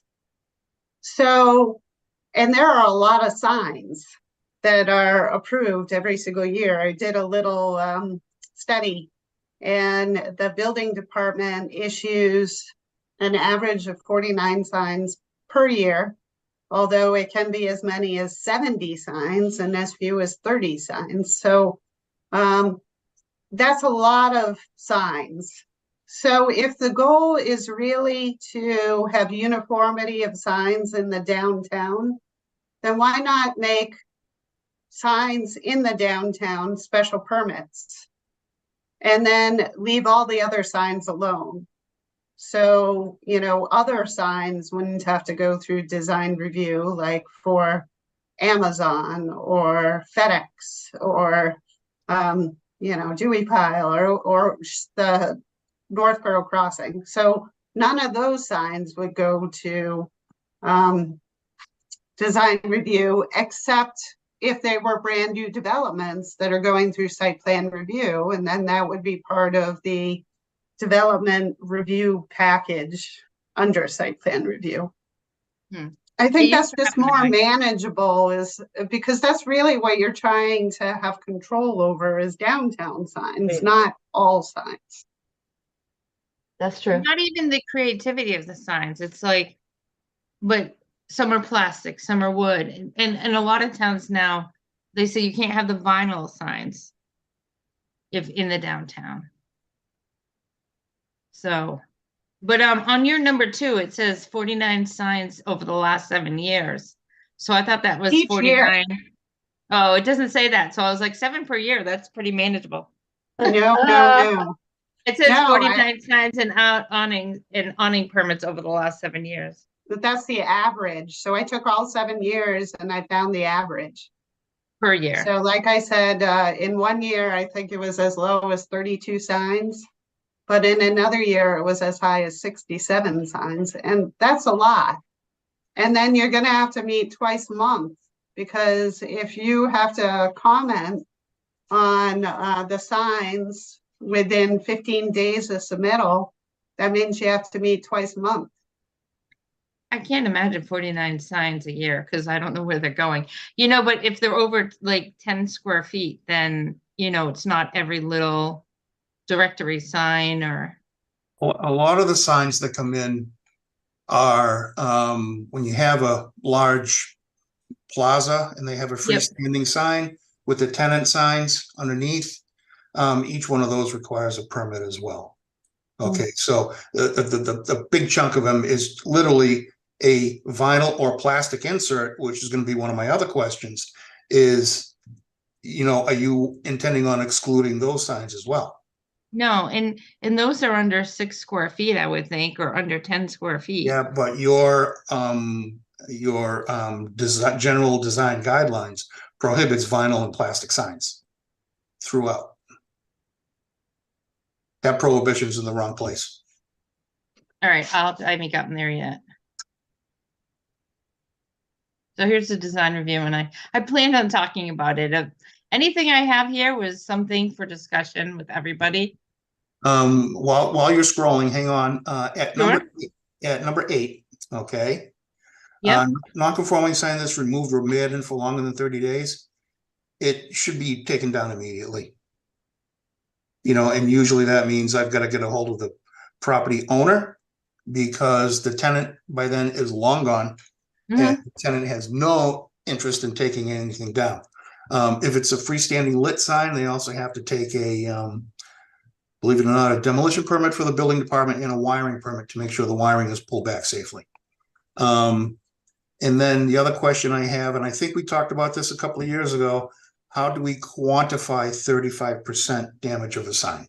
We'll have to think about it because like all the surrounding towns say 35%. I don't care what the other towns do, Amy, okay? I need to Yep. know how I handle 35%. Already in the sign bylaw, I have the authority to order a sign removed if I feel it's dangerous, okay? And if I come across a sign that's been damaged, I will order it taken down and changed. You know, obviously it's probably going to be because it's either because of decay or if somebody hit it or a storm came by. You know, if I drive by and I see a dangerous sign, I'll have to order to take it down. Right. You also have you have the right authority to take to anything with a good visual appearance. Isn't that I just said? Right. Well, no, you said dangerous or defective, but Yeah, what I'm is good? not going to be the taste police. Yeah. Well, what if you can't read it and half the letters are missing? Then Well, then it is defective and damaged. It should be changed. okay. I cannot be the taste police. I know you're not the taste police, but if it's falling apart, If it's falling apart, it's a different story.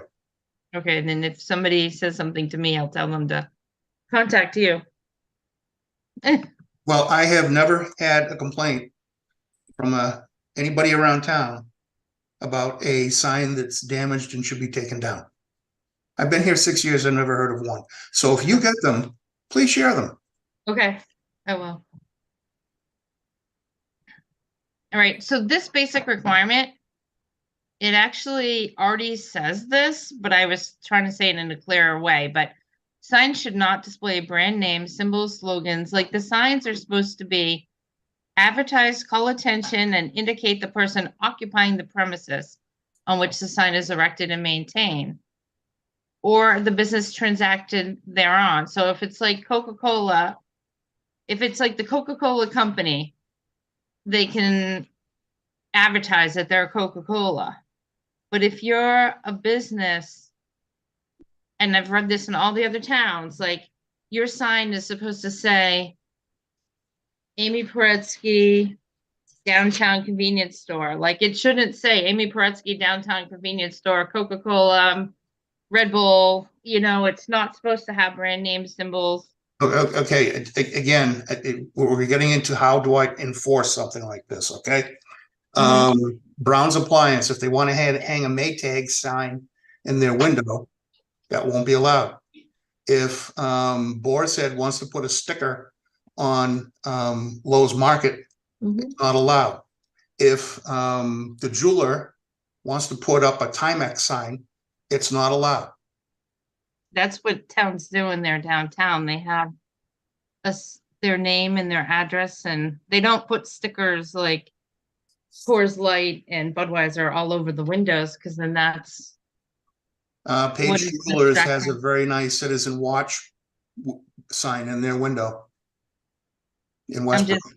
I'm just bringing it up, what I've read. Well, my question is, am I going to write fines for these people? No, but if you're doing the signs and facades, Then why bother? If you're going to do the signs and facades downtown, I don't know. I think if there's a store with stickers all over it, then I don't know. That's something I want to talk about at design review, because this is more of what we talk about. But if you want to get into it now, we can get into it now. Are you trying to distinguish between window signs versus signs? Like, because, okay, so I can think of a liquor store actually in my town where it says it's a free sign that they got from Budweiser. So it's a rooftop sign. So Budweiser is on one portion of the sign, and then they have the name of the liquor store. So there's that. But then there's also window signs, which I think is what Bob is talking about, when people put window signs up in their window. So those are kind of apples and oranges. So maybe the key here is to distinguish between window signs and signs. I'm talking So- about all. If In Windows, if Windows Rancho, sign, if Rancho Corona gets a free lit sign out of neon that says Corona beer or Dos Equis or whatever, okay, is that allowed under this requirement? under our current bylaw, we don't allow any window signs. Our current bylaw defines window signs and then has them under temporary signs, which says that they're to, I'll get there, it's under G.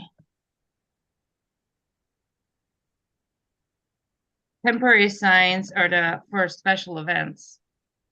56 days. Why they chose 56 days, I have no idea. That was Michelle. I was on the board then when she picked it, It remains a mystery. and I don't remember why. I'm trying to find it. It's under G. Sorry. Amy, can I make a quick suggestion? Sure. One of like trying to make, and I think I've suggested this before, trying to make a lot of changes. So we're at town meeting, you're going to have 10% of the people that aren't going to vote for whatever we ask, right? That's just normal, right? For every item you have in here, let's say you have another 3% that drop off and won't vote for it. So after 10 items, now you're on, or actually after what, 5 items, right? You're almost close to your 33% that you're not going to get this passed. So doesn't it make more sense to try to concentrate on 2 or 3 things instead of trying to change the whole code at once? And I mean, we have trouble reading it sometimes. Yeah. Right? People have trouble reading this, and if they don't understand it, they're not going to vote for it. Truthfully, if we went through this, there aren't that many major changes once we get through what, Bob is saying. This didn't get passed last time because there were too many things and people didn't understand it. I remember I was there. I know, Right. and it's because Rick Leaf and John Campbell stood up and said, wait until after the master plan. We've No, gone but through the master plan, and there Rick were a Leaf lot said of it's up other- to design review. There were a lot of other people that had issues with 1 or 2 of each of these things, and that made them vote no for the whole thing. Okay, well, which ones were they? Yeah, I mean, maybe it would it's take worth- 20 years to like. What I mean, one of the ones was the externally lit or internally lit, right? I remember that was a big one, Mhm. right? We actually got that passed because we did it by itself. We've gone through the master plan for 2 years now, and okay, I won't do the signs, but then we'll just be a free-for-all. And people complain about the downtown because there are stickers everywhere and vinyl everywhere. I'm just making a suggestion. I know. If you don't want to do it, that's fine. But you might be taking too big of a bite.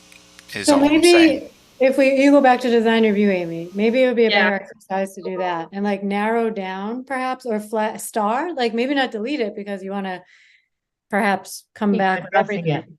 But like if you It's- star what would really make a difference in downtown, that like are true problems that make it hard, maybe that at least star them would help. On the one that I did without the markups, I made tables, and that was one thing we talked about last year. So I changed all of this wording into tables. So if Lori and Bob want to look at it and they want a table, we'll go with the table. If not, I'll take out the tables. To be honest, I looked at the tables and I really don't see much of an issue with them. I think whether it's a language or if it's a table, I mean, we all know the sign laws are confusing anyway. And whether it's a table or if it's, scripted out as is, I think it depends on the viewer. You can do both. You don't want both. We're trying to save space. Oh, Laura, you have something there? Yeah, my suggestion, once again, is if if the major concern is the downtown, just focus on the downtown. Mm-hmm. And so, maybe this year we're just going to tackle those ones that are unique to the downtown. My concern about this bylaw is it applies to all the signs in the town, regardless of where they're located. And it's also going to be difficult to come up with sign guidelines that cover all the various types of uses. So, the design guideline for commercial use in the downtown district is going to be very different than I would imagine, the medical building on Route 20 across from Northborough Crossing. And the same is true for Northborough Crossing. The character is very different. So it's not appropriate to have a 5-foot tall sign with, landscaping around it for a commercial building that has 30 tenants in it. It's not possible. So, that would be my suggestion if you're going to take Bill's advice and kind of chop it up into more manageable bites, is to concentrate on the downtown first. Yeah, that's what I was thinking of, going to design review, where it was you, Bob, me, and design review, and then we could get through this and then bring something forth to the planning board. Because I think for us to go through it now, then for design review, I was trying to scale it down, but I was trying to, I was trying to include everything. But most of this stuff had to do with the downtown. But this electronic message center, Gloria, you had a question about it. And already right now, it's already prohibited in all these areas. We're just making it, I was trying to make it easier to read by adding it to this section, basic requirements, because it's already stated in the below sections, but you'd have to read through the whole sign bylaw to pick out where it's allowed and where it's not allowed. It's only allowed right now in industrial and highway. My concern is that right now I know that people don't like the gas stations downtown, but they exist. And they post their gas prices on the freestanding signs. And so, would this bylaw prohibit them from having a freestanding sign with gas prices on it? No. So that's Right one here is, concern. And then also we have the it's stated in electronic I that message they're not. center that the Lions Club has in the downtown business district. So, I know they're having some issues with the sign now, so they may want to replace that within the next year or two. So would they be prohibited from replacing that sign? Because right now it's saying that you can't have any electronic message centers in downtown business. Bob, you have But it's something already on like one? that. We're not taking it away from downtown business. They're not allowed in downtown business right now. But in right here with the auto filling service stations are not deemed in violation. Bob, you have something there? Yeah, a couple of years ago, when one of the gas stations had excessive signs up, I think it's the one across from the mobile station. I called the state, and there are a couple of signs that are allowed by right no matter what zoning says. One of them is the inspection station sign that has a big picture of the inspection sticker. The other one is the signs that are on the pumps that give the price of the fuel. Mhm. Okay. I'm not sure if a separate freestanding sign that has like a digital readout of the prices is part of that. I'm not sure. I'd have to do some digging with the state on that. But there is two types of signs that are allowed no matter what. One is the inspection sign, the other one is the changeable signs on top of the pumps. And if those are digital, I think you've got to be okay with it. Right. I think right here it says gasoline pump bearing the N, it says they'll not be deemed in violation of this chapter. Yeah. We had talked about this before. when we talked about the electronic signs, I think Kathy had said that the gas stations are exempt. Yeah, that's a I state think that's requirement. what he's talking about. That's the little sign on top of the pump. Yeah, It's not the freestanding sign where it has the prices, like That's what I'm Cumberland not- Farms. I yeah, noticed that today. They have the digital numbers with the prices on their freestanding sign. that's what I'm not sure of. Yeah. I think this would prohibit that. Well, it already is prohibited then because we don't allow electronic signs downtown right now before this bylaw change. They're only allowed in highway and industrial as of today. This isn't going to affect that lion sign because that's already, that might be exempt because it's, what was it, a civic sign? Well, right now, there's language that you're proposing to delete that says, and may have an additional 16 square feet of space for changeable copy message.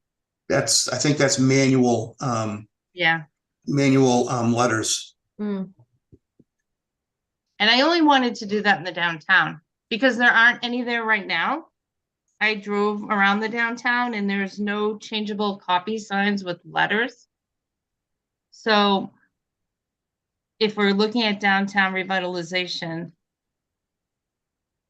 I don't know if you want changeable copy signs. I've seen there's a couple in Business East and a couple in Business West. But How are we treating sandwich boards? they're Yeah. not allowed, but they could be cute down on Blake Street. But I think right now sandwich boards aren't allowed. They But are it's allowed. something that I added. They are? Yes, that is considered a movable sign, and when you see, not a sign that moves, but a movable sign. And it's limited to 15 square feet because the typical sandwich board sign is 3 by 5. So it's a temporary sign. That's right. Yep. Windows and sandwich boards are temporary. So even there are no window signs allowed today, but our whole town has window signs. But if you really read our bylaws, they're not even allowed. I was adding them into our bylaws this year. Millie, do you have something there or is your hand? No, I'm just thinking, sorry. Oh, okay, sorry. All right, well, do you want to bring this back to design review? Because it seems like there's a lot of ins and outs Right. here. And that way I could, there's enough time to talk with Bob and Lori and hammer some of these things out. So then when it came back to the planning board, we could hammer through a lot of this. Okay, that sounds great. I do think that Bill has a good point about maybe breaking it into a smaller chunk. I know, but I think it's because we're all fighting amongst ourselves and with staff. Like, we had a sign bylaw total upgrade in 2014, and we were all in agreement, and Kathy brought it forward, and it was a huge changes, and nobody questioned it. I think the fact that the way we're doing it, I don't know, and then the way. Well, I think, like you said, the master plan was something that people wanted to wait for, so we have that now. So, but I do agree that I think that you can try it, but if it all fails, it all fails. Right. I just think if you had supportive staff in the master plan, it might not fail if we condensed it to what was agreed upon. Yeah. Okay, so maybe that's an outcome. Mm-hmm. Yeah. All right. Well, thanks for all this work. I know it's a lot to go through. It was a ton, it took a long time, especially to make the tables. Oh, yeah. I was trying to make it easier, but if it's easier to read all the writing, I just took all the writing and put it into tables. But we can leave it as writing. It doesn't matter. Truthfully, I don't like to go up to town meeting and get skewered myself. No. Okay. Nice job. Nobody can go to bed until they've seen the use variance bylaw. So, hold on. Oh no, why can't I share? I don't have ability to share. Am I still sharing? No. No. Dina, do you know how I can share? Is it my problem or is it something with the security settings? Question. I'm not sure. You are a co-host. You should be able to share. Are you using a browser or are you using the app? I think I'm in the app. Okay, because usually if you're in the browser, you can't share. Down at the bottom. All right, that's okay. You Uh, don't, I'll send it, I'll email it to everyone. It's no real giant thing. Basically, it's just if we want to pursue no use variances for one last time. But the reason I think, this is why I think it's compelling, because again, like I've said before, if we are truly trying to make changes in our zoning and we always have the use variance, then we can never really make a solid change. And I've said it before, it's something that came out of Judy Barrett's classes. She said, if you have a use variance in your zoning bylaws, stop and get rid of them before you move forward.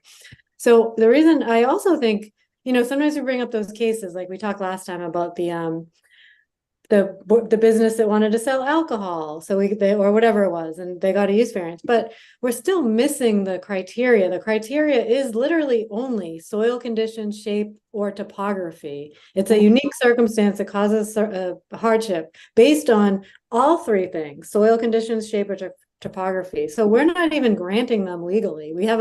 There's a lawsuit now on one of our properties based on this exact issue, that we're granting use variances based on, well, I think the one in this particular case in court now was because it was on groundwater. I mean, that's not even the criteria. So I feel like we're not even granting them properly, and it's also prohibiting what we actually want. And if the voters want a certain use or don't want a certain use, they should have the ability to vote, not have it down to 5 people. 5 people. Yeah. So that's my rationale. I'll send you guys, I know it's getting super late. I'll send you the copy of the bylaw if you want to look at it, and we can talk next time. Any initial thoughts? Am I crazy to keep trying? No, I like it. No crazier than the sign lady. Oh my God. Okay. Anything else to bring forward? But the only thing I'm going to offer for the use variances, and you guys can do what you want. It doesn't matter to me. But just as, understanding what you're trying to do, if you pass the no use variance restriction and a unique opportunity does come up, you've just shot yourself in the foot. So I understanding what you said, for what you're trying to control and what your goals are, I'm almost guaranteed there will be an opportunity at some point in the future where somebody wants to do something and they won't be able to do it. I know, but the criteria has to be then, oh, it looks like you're sharing again. I am. The criteria has to be related to those 3 things legally. Understood. We never do that. Understood. I know. All right. Neither do most of the ZBAs in the state. I know. All right. So I'll move on. Amy, you have another one here? Yeah, I have the warehouse bylaws, the definitions. This is what Hudson did. And we have so many warehouses in town, but we also have, you can do warehouses in Business South. You can do cold warehouses, I think, still in Business West. Like, there are so many different type of warehouses. And towns now are starting to do it by the code that you see. What did we say with those traffic studies? Mm-hmm. IDC. And I think I sent these out to everybody, but I can again. Like, I really feel like we need definitions for warehouses. That's fine. I can send these to the traffic and safety if they want to read them over. I just thought Hudson did a great job, and I can share them with you guys, and we could talk about it next time. But I think there's a standard warehouse, so that will cover other things. And I don't know, I think we're like the warehouse capital of the world. We should have at least the proper definitions. And if they change use, they're grandfathered for what they're doing. But then if they change to a totally different use, then they could fall under these new definitions.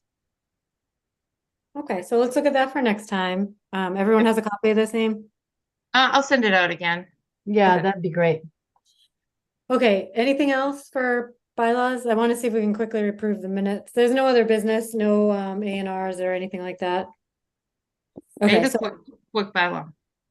One more quick, and I just want to run it by Bob and Lori while Bob's here. Lori and I had talked before, there's something about a timeline for construction. Mhm. And we had mentioned before that if there isn't a timeline for construction and a property never finishes construction, then I was told then you can't enforce anything because they've never really finished. So she said, if you want to be able to enforce site plans, you need a timeline for construction. I didn't know if that's something for a bylaw.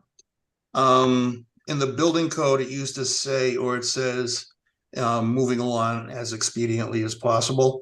That is a big fat gray area that nobody wants to get into. And I don't think a court has ever decided it. I think the best route is to, one of the situations that you run into is that if a project is not finished, the developer may not have the money to finish it. Mm-hmm. So I think the best way to do it, if you want to have some sort of a sunset date on a project, is have some sort of performance bond.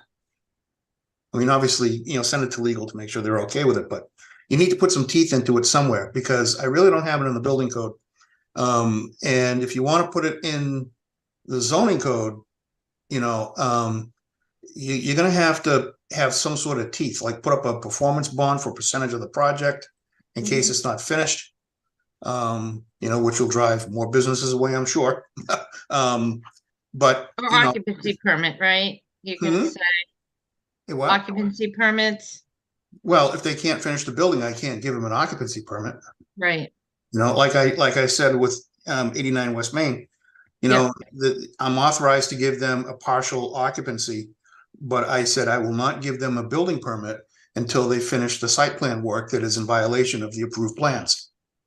Mm-hmm. And the last time they spoke to me, they were going to hire a new engineer to try to get those things right, because there are people that have come to me who were interested in potentially leasing that space. And I told them outright, I said, your potential landlord has issues with the approved site plans, and they're not right. And I won't give them a permit. And I've probably had,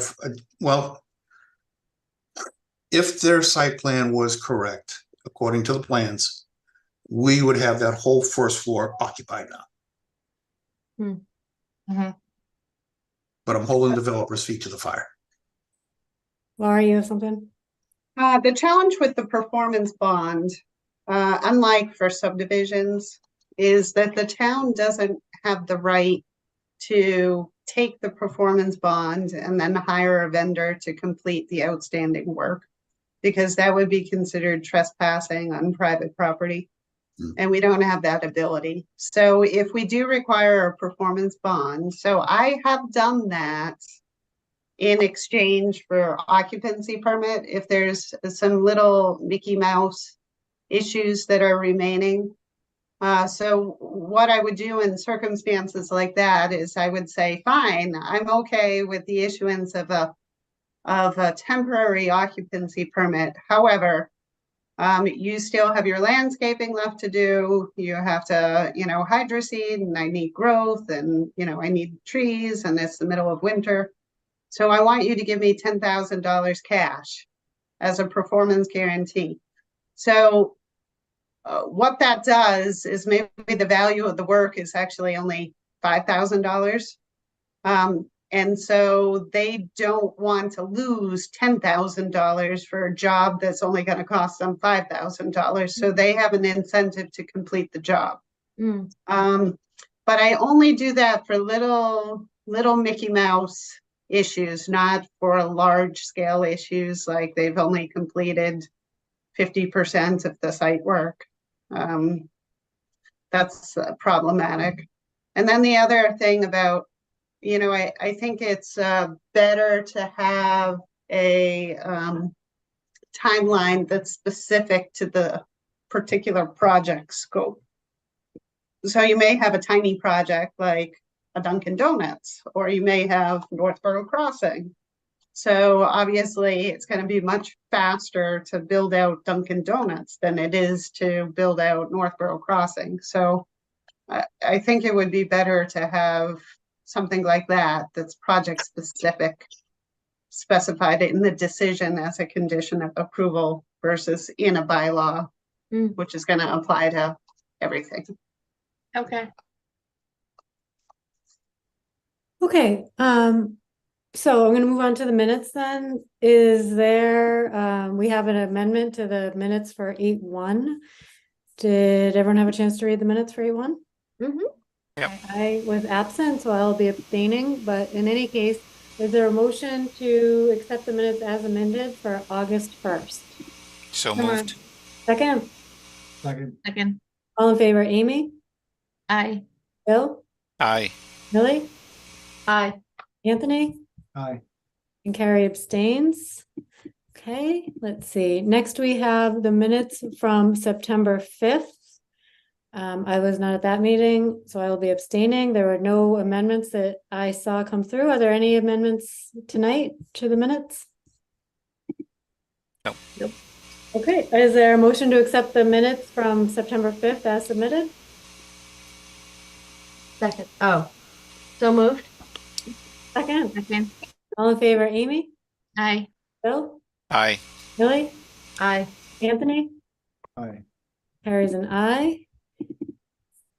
And the minutes from September 19th. I have no amendments submitted. Any amendments tonight? No. No. No, Is there a motion to accept the minutes from the September 19th meeting as submitted? So moved. Second, Second. all in favor, Amy, aye. Bill, Aye. Millie, Aye. Anthony, Aye. and carries an aye. Okay, great. It looks like we have a busy meeting coming up for December, so we have that. Lori, anything exciting coming up on the ZBA? Anything new on the 21st? No, on the 21st, I do anticipate receiving an email from Motel 6 withdrawing their application. So they've decided to replace their septic system. So that's good news. And then the only other issue is a decision will be rendered on 129 Maple Street. So that's the 5-unit multifamily that was destroyed by fire. Great. Okay, then if there is no further business, is there a motion to adjourn? So moved. Second, Second. all in favor, Amy, Aye. Bill, Aye. Millie, Aye. Anthony, Aye. and carries an aye. Have a happy Thanksgiving, everybody. Thank you. Good Aye. night. Take care.